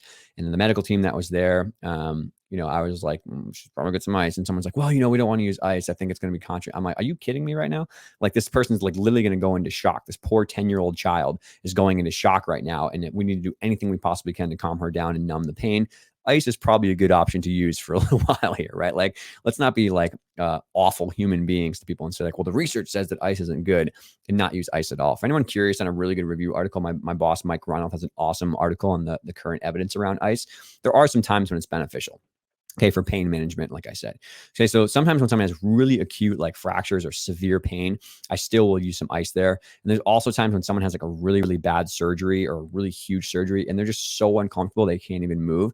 Sometimes a little bit of cryotherapy is really helpful. Again, with the goal of, if we reduce the pain and maybe work on the swelling elsewhere, we can move more. We can move our ankle up and down. We can hop on a bike. We can just do our exercises more comfortably. So I will probably say about 90% of the ice that I used to use, I no longer use, but there are still some caveats that I think, unfortunately, people read a headline of an article and they say never use ice again, ever. And there are some beneficial points to it, particularly with acute injuries. Okay. But beyond that, I think the best ways to kind of manage swelling are going to be elevation, compression, and active movement, right? So elevating your foot above your heart, keeping some compression wraps on like an ace bandage or some sort of a nice snug compression sock, doing lots of movement that you can within clearance around the ankle joint itself. So if you can move your ankle, that's great. Ankle pumps and all that kind of stuff. If not, maybe just exercising your knee joint or your hip joint or doing other things that are going to help kind of pump that fluid through. Your blood vessels kind of work as a backflow valve. So the veins, when they pull swelling away from somewhere, it's a one-way valve system. So when muscles contract, it helps kind of squish that blood back uphill towards your heart. But also, the lymph system is drained with a lot of the things that we've learned about from swelling management too. So hands-on massage work or compression work helps to kind of take that junkiness out and kind of help shuttle in some new blood flow with active movement. So swelling management is really, really important here as well. Pain management also really important if doctors are prescribing medication or anti-inflammatories. Inflammation is a good thing, as we know from some of these studies, but too much inflammation or a traffic jam where nothing gets in or out, that's problematic. So sometimes anti-inflammatories or pain management things are really helpful because they can help us kind of corral some of that, spiral of inflammation and kind of that extreme pain where somebody can't really move their ankle at all and move their foot at all. Okay. So swelling and pain management, very, very important, usually obviously with the physician or medical doctor that we work with. Okay, the second thing we have to think about in this acute phase, though, is just basic mobility. Okay, so starting with passive range of motion first, and then eventually moving to active range of motion. Where passive range of motion is somebody else does it for you. Active range of motion is you do it for yourself. Okay, so what goes into mobility of the ankle joint, okay, is going to be the joint itself moving and then muscular flexibility. So the joint itself, we talked about that talocrural joint that kind of goes up and down, and that side-to-side motion of the subtalar joint. So sometimes what happens, unfortunately, is with the swelling or with some of the injury and the pain, the joint itself can't move well. It doesn't glide back and forth really well when you're going up and down. It doesn't glide side to side really well, or the foot bones themselves get stiff because the joints from those tiny little foot bones I talked about, say you're in a boot for 4 weeks, there's not normal flexibility happening through that. So sometimes the bones can get stiff, the ankle joint can get stiff, and it can cause your ankle not be able to go up and down and side to side. So you have to work on some joint flexibility exercises. Oftentimes, this is where a medical provider, a rehab provider, will do some hands-on joint mobilizations. But getting those joint mobilizations are really important. Clearing that swelling helps also with that mobility to come back. And then muscular flexibility is really important as well here too. So combination of stretching or hands-on soft tissue work or range of motion exercises, trying to get it to move within its tolerable limit and what you're cleared for. The calf muscles in particular, the bottom of the foot, massaging that, the shin muscles themselves. If someone can't weight bear and they can't use their ankle because it's sore or they're restricted, those muscles are very easy to get stiff, right? Particularly with the swelling. So doing hands-on work to the calf, the gastroc, the soleus, the shin muscle, the bottom of the foot with a medical provider, but also self-stretching, calf foam rolling, massaging, lacrosse ball to the bottom of the foot, moving your toes quite a bit. You can use all the different things here, right? Like tool work or cupping work or hands-on work, whatever you prefer is your kind of favorite preference. But essentially what we're trying to do is we're trying to regain that passive range of motion and then eventually transition that to active range of motion where that person is moving their foot up and down side to side or is squatting in the next section that we'll talk about to try to get that ankle to move up and down side to side and the foot to start to flatten out and kind of have the arch go up and down again. So the closed chain kneeling ankle dorsiflexion test, or just a kneeling lunge test, is essentially what most people use to kind of try to get motion back. We generally want to see 4 to 5 inches is what we're looking at, or about 25 to 30 degrees of ankle bending, because that's what gymnastics requires of somebody, probably even more than that, honestly. So we're trying to see if the toes can come up towards the shin, 4 to 5 inches. We also want to see the toe go down into that kind of toe point or plantar flexion, about 90 degrees. 80 to 90 degrees is what most gymnasts want back for their toe point to be aesthetically pleasing, but also to make sure they have push off for running and sprinting and jumping. Then inside and outside, maybe about 30 to 40 degrees of going inward, and then about 20 to 25 degrees of going outward. Lots of different normative ranges there, but that's generally speaking. You also want to make sure the big toe can arch or go up and extend a good amount right here, about 70 degrees, because that's important for sprinting and push off. So if someone's calf is very tight, they have stiff plantar fascia, and their toe joint is maybe injured, they might not have that toe up and down, and they can't sprint properly. So making sure you screen that is quite important as well. All right. And then beyond mobility and flexibility, the next big thing in this phase is going to be strength, right? So either maintaining the strength you have, or obviously building strength. Okay. It's really important to maintain the strength that you have as best as you can at the ankle joint. Sometimes that's literally just doing ankle pumps up and down and wiggling your toes. But you also really want to make sure that you're strengthening around the joint as much as possibly, particularly if somebody cannot put weight on their ankle because of an injury. So the knee, the quad, the hamstring, the glutes, the core, the hip rotators, all that kind of stuff. Man, we are just like hammering that like really early in rehab, like right away, actually. Honestly, like if they can tolerate it and we can spare the ankle from like getting any irritation, I'll hold their ankle and they'll do exercises. But we're doing knee extensions with leg weights on, or hamstring curls, side planks, clamshells, leg lifts, single leg hip bridges if it's appropriate and they can put weight in their foot, non-weight bearing like ankle banded donkey kicks, like all sorts of stuff for any possible muscle. We can do core work, bent knee side plank. We'll do a one-legged plank. We'll try to do as much as we possibly can. I have people who are literally the first week out of surgery and they're on an exercise bike with their leg propped up on a stool. They're just doing their arms and their non-operative leg, just to get blood flow, just to get their body going, just to get the mental stimulation going. So I think the earlier the better you can get somebody working on things that are not related to their injury is good, because it kind of gets them motivated. But also anyone who's familiar is blood flow restriction training here is a phenomenal thing to use. So blood flow restriction training in the short is essentially you put a tourniquet on someone's leg and it helps occlude some of the blood pressure to go back, so that it occludes the blood pressure.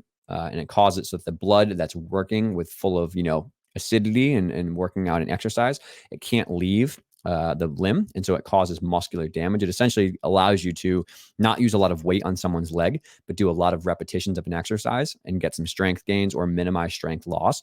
So we use blood restriction training on like almost anybody who has a lower body injury, so ankle or knee or hip, because it allows us to do a lot of exercises that are challenging without a lot of weight. That's obviously going to maybe cause the injury to be flared up. So we do a lot of non-weight bearing exercises with blood flow restriction training. We do a lot of, localized strengthening of the ankle with low level exercises. So, if they're really, really low level, it's just, up and down ankle, side to side. Then you add a resistance TheraBand, up and down, side to side. Slowly getting someone to start doing some like seated calf raises or some double leg standing calf raises, some shin lifts, some toe pointing exercises. Like if they're really limited, we put BFR and we do as much as we possibly can. We'll do some hands-on strengthening as well for their knee and their quad and their hamstring and their glutes. So we do a ton of BFR. Consistency over intensity is really the first thing to start with, just regular exercise. And along with the strength and kind of progression back to weight bearing is getting normal gait is the other big goal here of the acute phase. So getting off your crutches slowly, maybe over the course of 2 weeks or 4 weeks, slowly putting weight on your ankles. You can start doing mini squats or glute bridges or step ups or things like that. Just low level exercises that you would need in your daily life. Those are really, really important. So I know sometimes, unfortunately, people wean off their crutches too fast and it goes from like 0 to 1,000 real quick. Usually when I work with people for ankle injuries, depending on how long they're weaning off it, it happens over a week or two. So go from, not putting any weight on your leg at all to putting some lightweight walking through, obviously by doctor's orders, over the course of a week. So maybe during the morning, spend, 15 to up to 2 hours trying to put some light weight on your ankle, but towards the end of the day, go back to 2 crutches, not using it, and then slowly add more time over the course of the week until you feel comfortable.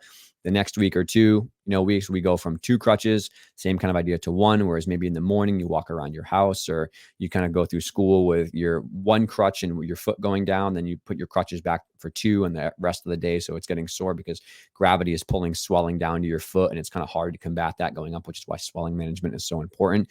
So we do that maybe for a week, and then finally we go from 1 crutch to no crutch, and then kind of wean out of a boot maybe slowly over the course of a week or two. Don't just like throw it in the closet and never use it again. Try to start the day off with whatever the progression to weight bearing would be. And then the second half of the day, put it back on. And throughout the week, as you get to Friday, Saturday, Sunday, for example, you can maybe go more time, add an hour every day until you're up to the point where you're walking with, 1 crutch now or no crutches or whatever else it is. So, but those are really the big things in the main phase of rehab, right? Is the workload reduction, the swelling and pain management, the flexibility restoration, the strength, and then normal walking or normal gait. All right. As we go into the intermediate phase of rehab, which again is going to be 4 to 6 weeks, up to maybe like 10 to 12 weeks. I think for me, this is really all about strength. This is all really about strength and balance and stability training.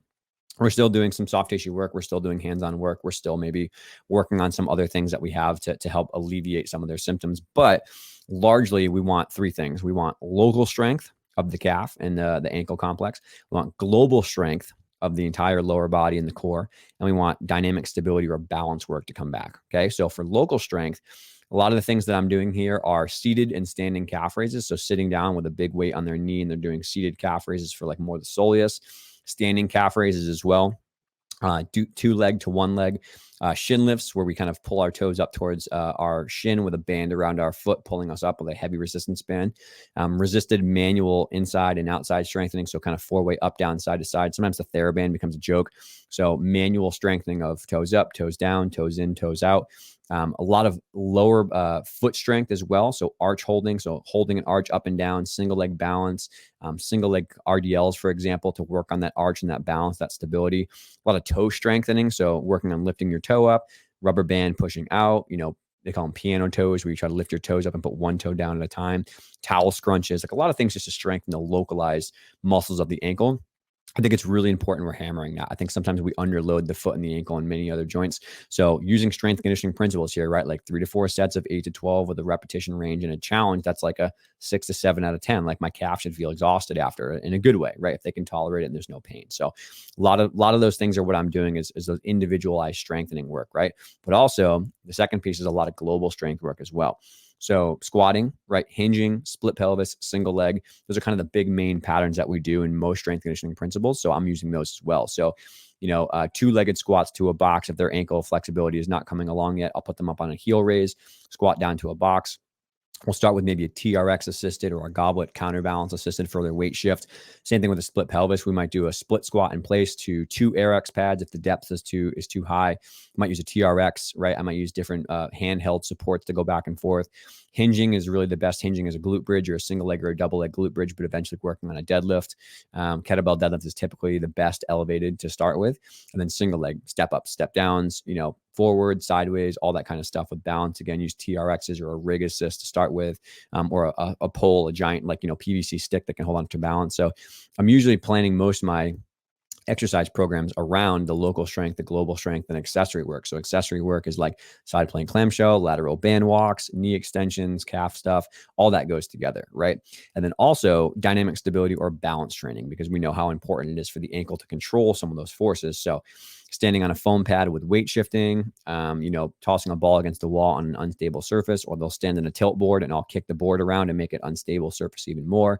Forward, sideways, all sorts of stuff that will eventually be, these 3 things set the foundation for jumping and running and sprinting coming in the next section. So when I plan workouts, it might be they come in and we do their hands-on soft tissue stuff. We do some, passive range of motion form, whatever we need. And then we go out, we warm out in the gym. We warm up with, their regular mobility work or their soft tissue stuff on a calf, foam rolling or whatever else it is, light stretching. And then we would plan, 1A might be 5x5 goblet squat to a box. 1B might be seated calf raise, and 1C might be some sort of balance drill, tripping against the wall. They would go through that maybe 4 or 5 sets. The next set might be a step up with dumbbells, and then they might do a standing calf raise, right? Or maybe some sort of foot strength or a shin lift. And they might go down and do another balance exercise, maybe with, or an accessory piece like lateral band walk. So I just build a full, sometimes 2 to 4 day strength conditioning program that just looks like the basics of those patterns. And we're in that kind of be a general athlete phase again. So I'm just wanting general grunt work, general strength, general capacity to build back up. They might end on the bike doing some intervals, getting their capacity up, or doing something that's going to get their cardio back up that's not running or sprinting related. So that's usually the middle phase of rehab for me in ankle injuries. It's really important. The advanced phase, okay, now we're talking about maybe that 10 to 12 weeks on, is really all about getting back into being higher level athletics and set the stage for gymnastics. Okay. So for here, the two main categories for me are going to be power-based exercises and plyometrics, right? So we are continuing to work on strength. We're still working on some of that really high force, high output strength work, maybe adding some BFR at the end to kind of finish off some of the strength work. But really the main phases here are going to be power-based exercises and plyometric exercises, getting that body used to that ankle, used to handling higher forces, which is going to be impact or repetitive stuff. And most people skip this stage and they have a really rough time going back to gymnastics because of it. So with power work, I like to do things like seated squat jumps. So sitting on a box, hands on hips, jump as high as you can, soft landing. Okay, broad jumps, med ball slams, med ball throws, different hurdle hops and sticks. So jump over a hurdle and stick, jump over a hurdle and stick, front, side, side. Okay, we do a lot of those. We also do quite a bit of box jumps. So box jump up and then depth drop down, right? Just working on producing power and absorbing forces. So all these things in different directions. Typically the force progression we use is going from 2 legs to 1 leg over the course of a couple of weeks, from low force to high force. Maybe we make the hurdles higher over a couple of weeks, and from low to high ground contacts. So maybe we just start with kind of basic stuff in 20 ground contacts, but it works its way up to much higher. So when I make these programs, I put the power stuff ahead of the strength stuff. So maybe a 3x5, seated dumbbell jump with a side jump stick and land on an AirX pad or a sport cord around their elastic band around their waist, jump to the side stick. So we have vertical force, and then we also have side to side or horizontal force there as well. And then I would do a couple things in the beginning for a warm up in plyometrics, which I'll talk about. Then we go into our strength work. Then we finish with maybe some of our accessory work. So that power work is really, really important because it sets the stage for what's coming next in the return to sport progression. Okay.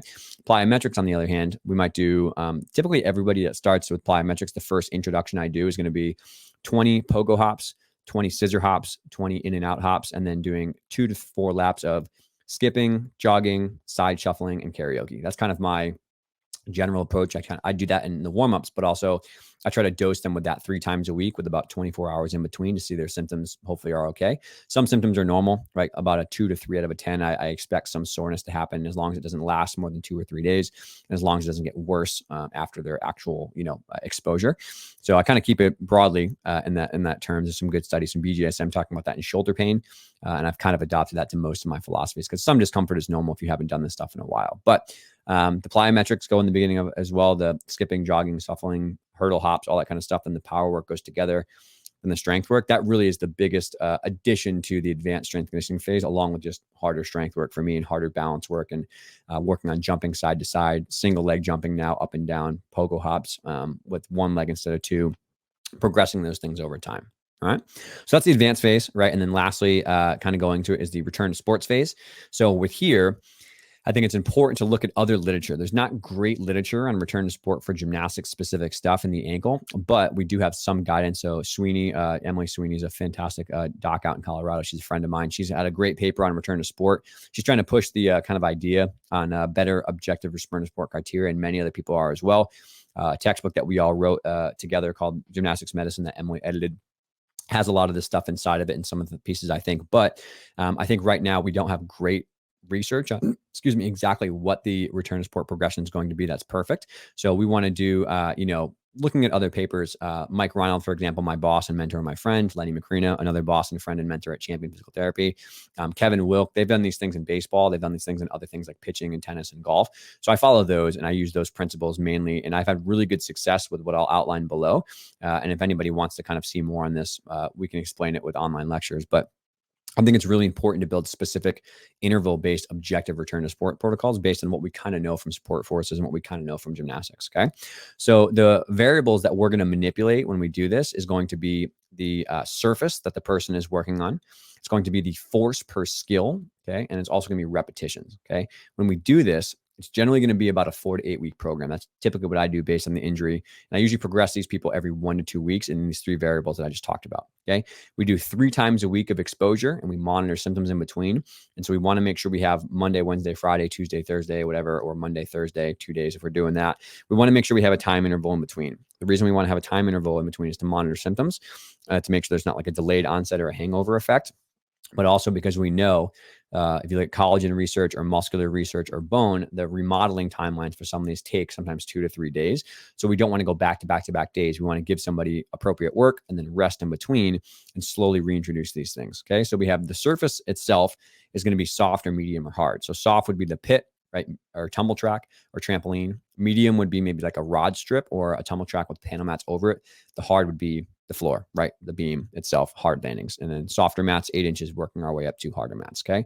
Force per skill for me goes from a force progression of like basics and drills, which are lower impact, to more connected basics or skills, which is medium impact, and then really hard tumbling or really hard, dismounts, which is the hardest possible thing you can do, which is the highest force per skill. Okay, repetitions obviously goes from low to medium to high, right?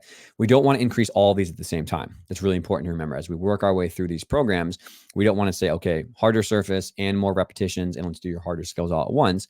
That might push the dial up too hard on somebody and cause some irritation. Okay, what I like to do is I usually go every 2 weeks or so. I progress these things and I kind of tinker with the variables. So during weeks 1 and 2, they might do softer surfaces, do a lot of drills and basics and a low repetition count. Okay. And then they might do that Monday, Wednesday, Friday.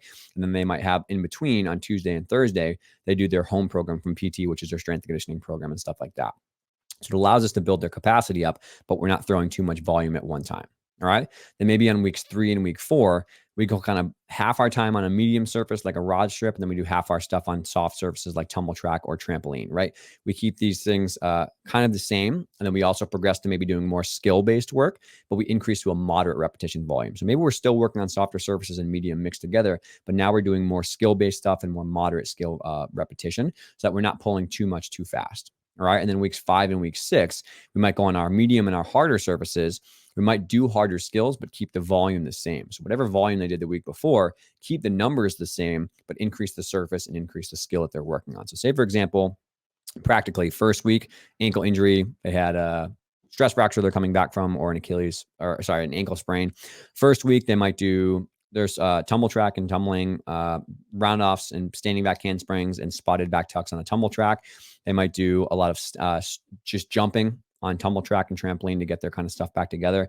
They might do 20 to 40 repetitions total on tumble track and tramp, 20 to 40 repetitions of light jumps on beam, jogging, skipping, running, some drills on vault, bars, dismounts to a softer surface. Whereas the second week, they might do, start some standing back handsprings and connected round offs on rod strip, but then go back and do connected tumbling front and back on tumble track, right?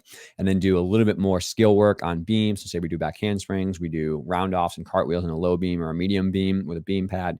And then we do maybe some round off whips off a board to mimic a Yurchenko, right? And then we do a moderate skill volume, say, 5 to 10 of each of those things up to about maybe 200 ground contacts for that week or that day, sorry. And then next 5-6 weeks, we go harder surfaces. So now they're between the rod strip and the hard floor, the actual hard beam, and they're actually on the vault table.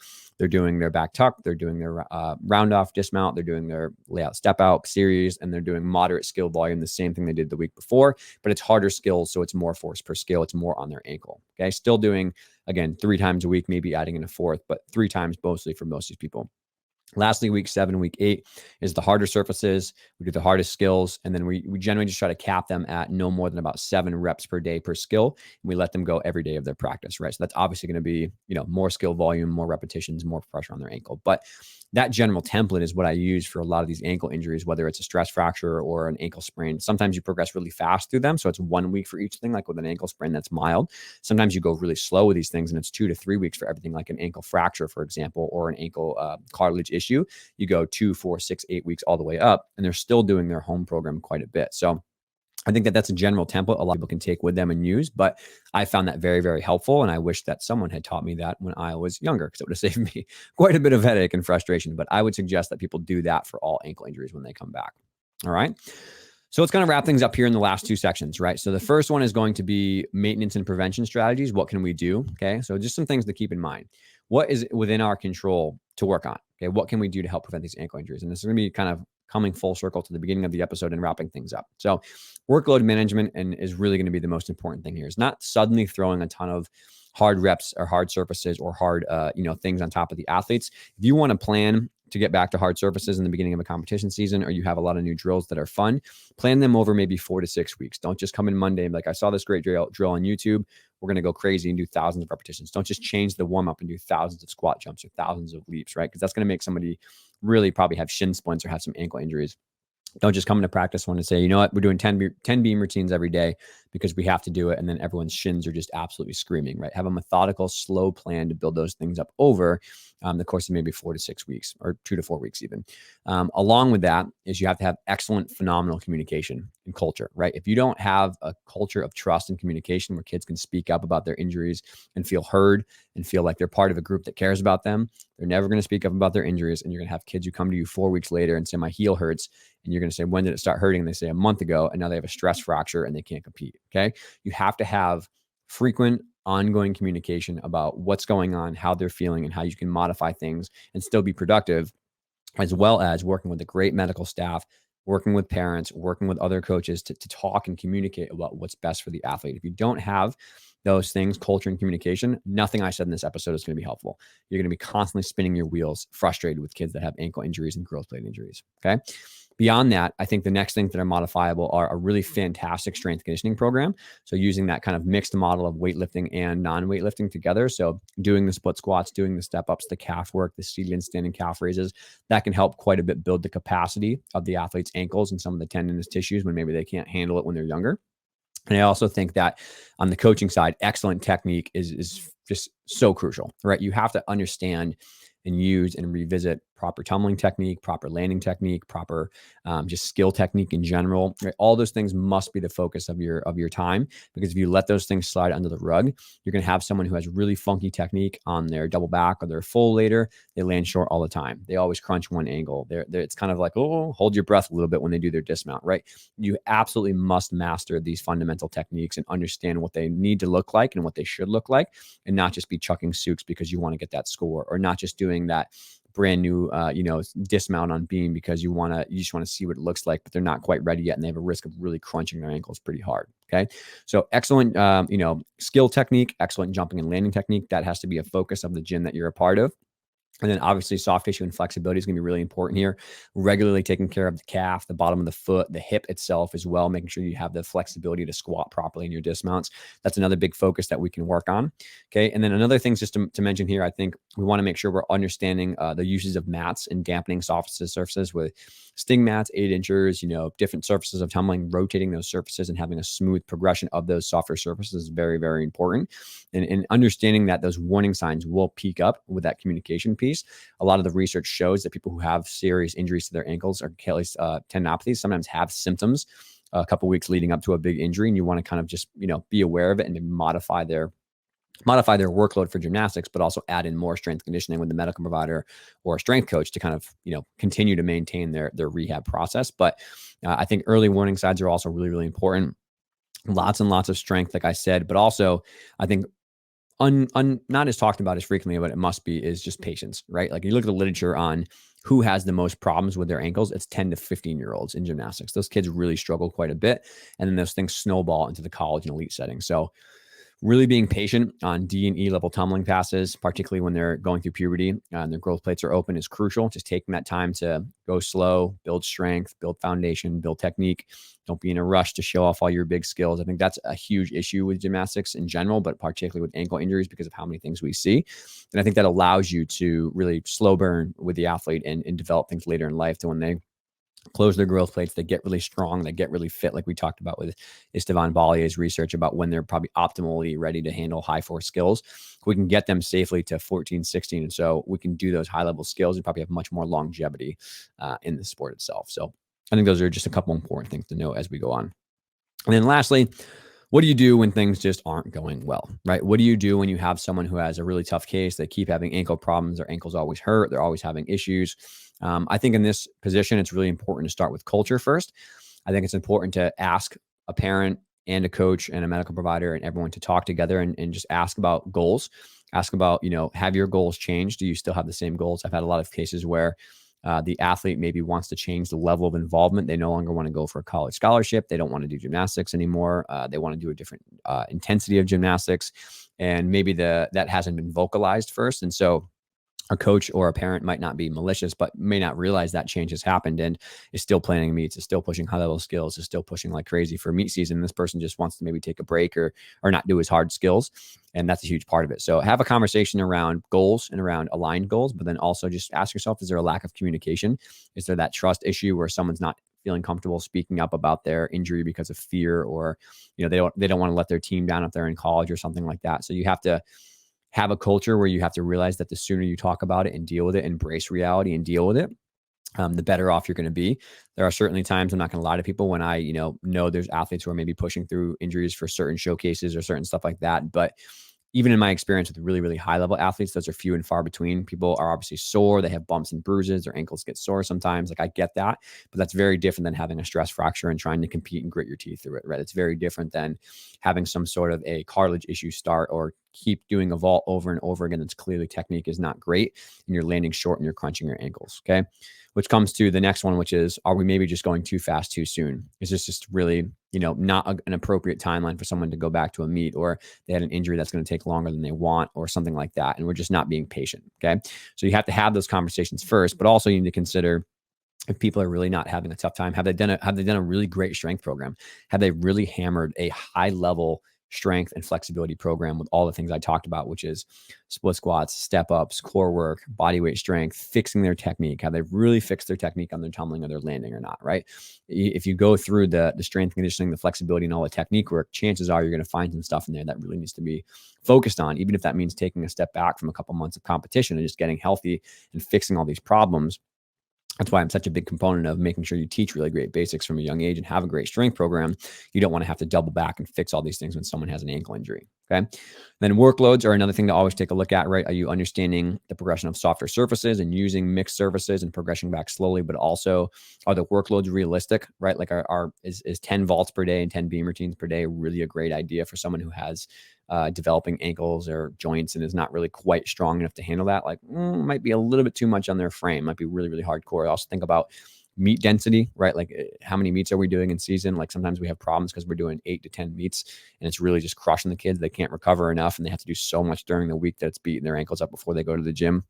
So have those conversations about, do we need to kind of, one, dial back for someone who's going crazy, or two, do we need to increase the workload on someone who's maybe not putting in enough, right? Like I say, strength conditioning is really important and basics and stuff is really important. Do we need to up the workload of basics and strength conditioning and some of these volumes to get their ankles ready, because they're jumping back, into really, really hard skills and they're not quite ready for it yet? That's another thing to think about too as well.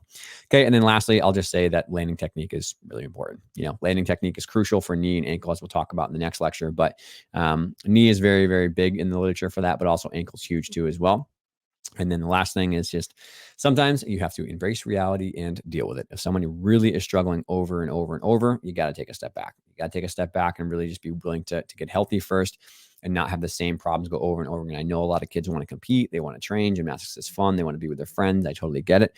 But there's plenty of things that you can do in the gym when you're trying to get back that doesn't cause just more, hope this works, just going for it and see how it feels. So so that is it. That is, my goal was to get it under 2 hours, and we did, which is incredible. So I know that is an absolutely monstrous episode, right? I know we just went way down the rabbit hole of ankle injuries, but like I said, my goal with these podcasts is not to make it a glaze over the details and not help people out. I want to be comprehensive. I want to be really good science and data behind that, which you guys can find in the show notes.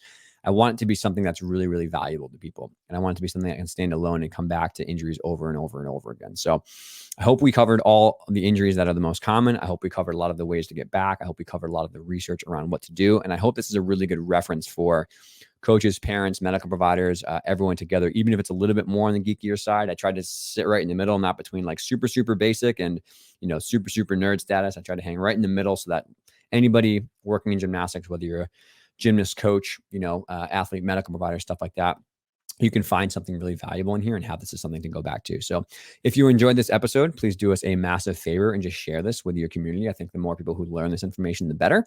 Toss it up on your Facebook groups or put it up on, social media. Let us know what you liked. Screenshot your favorite parts, toss it up on the episode. Just do us a massive favor, rate and review too on iTunes if that's something that you're interested in.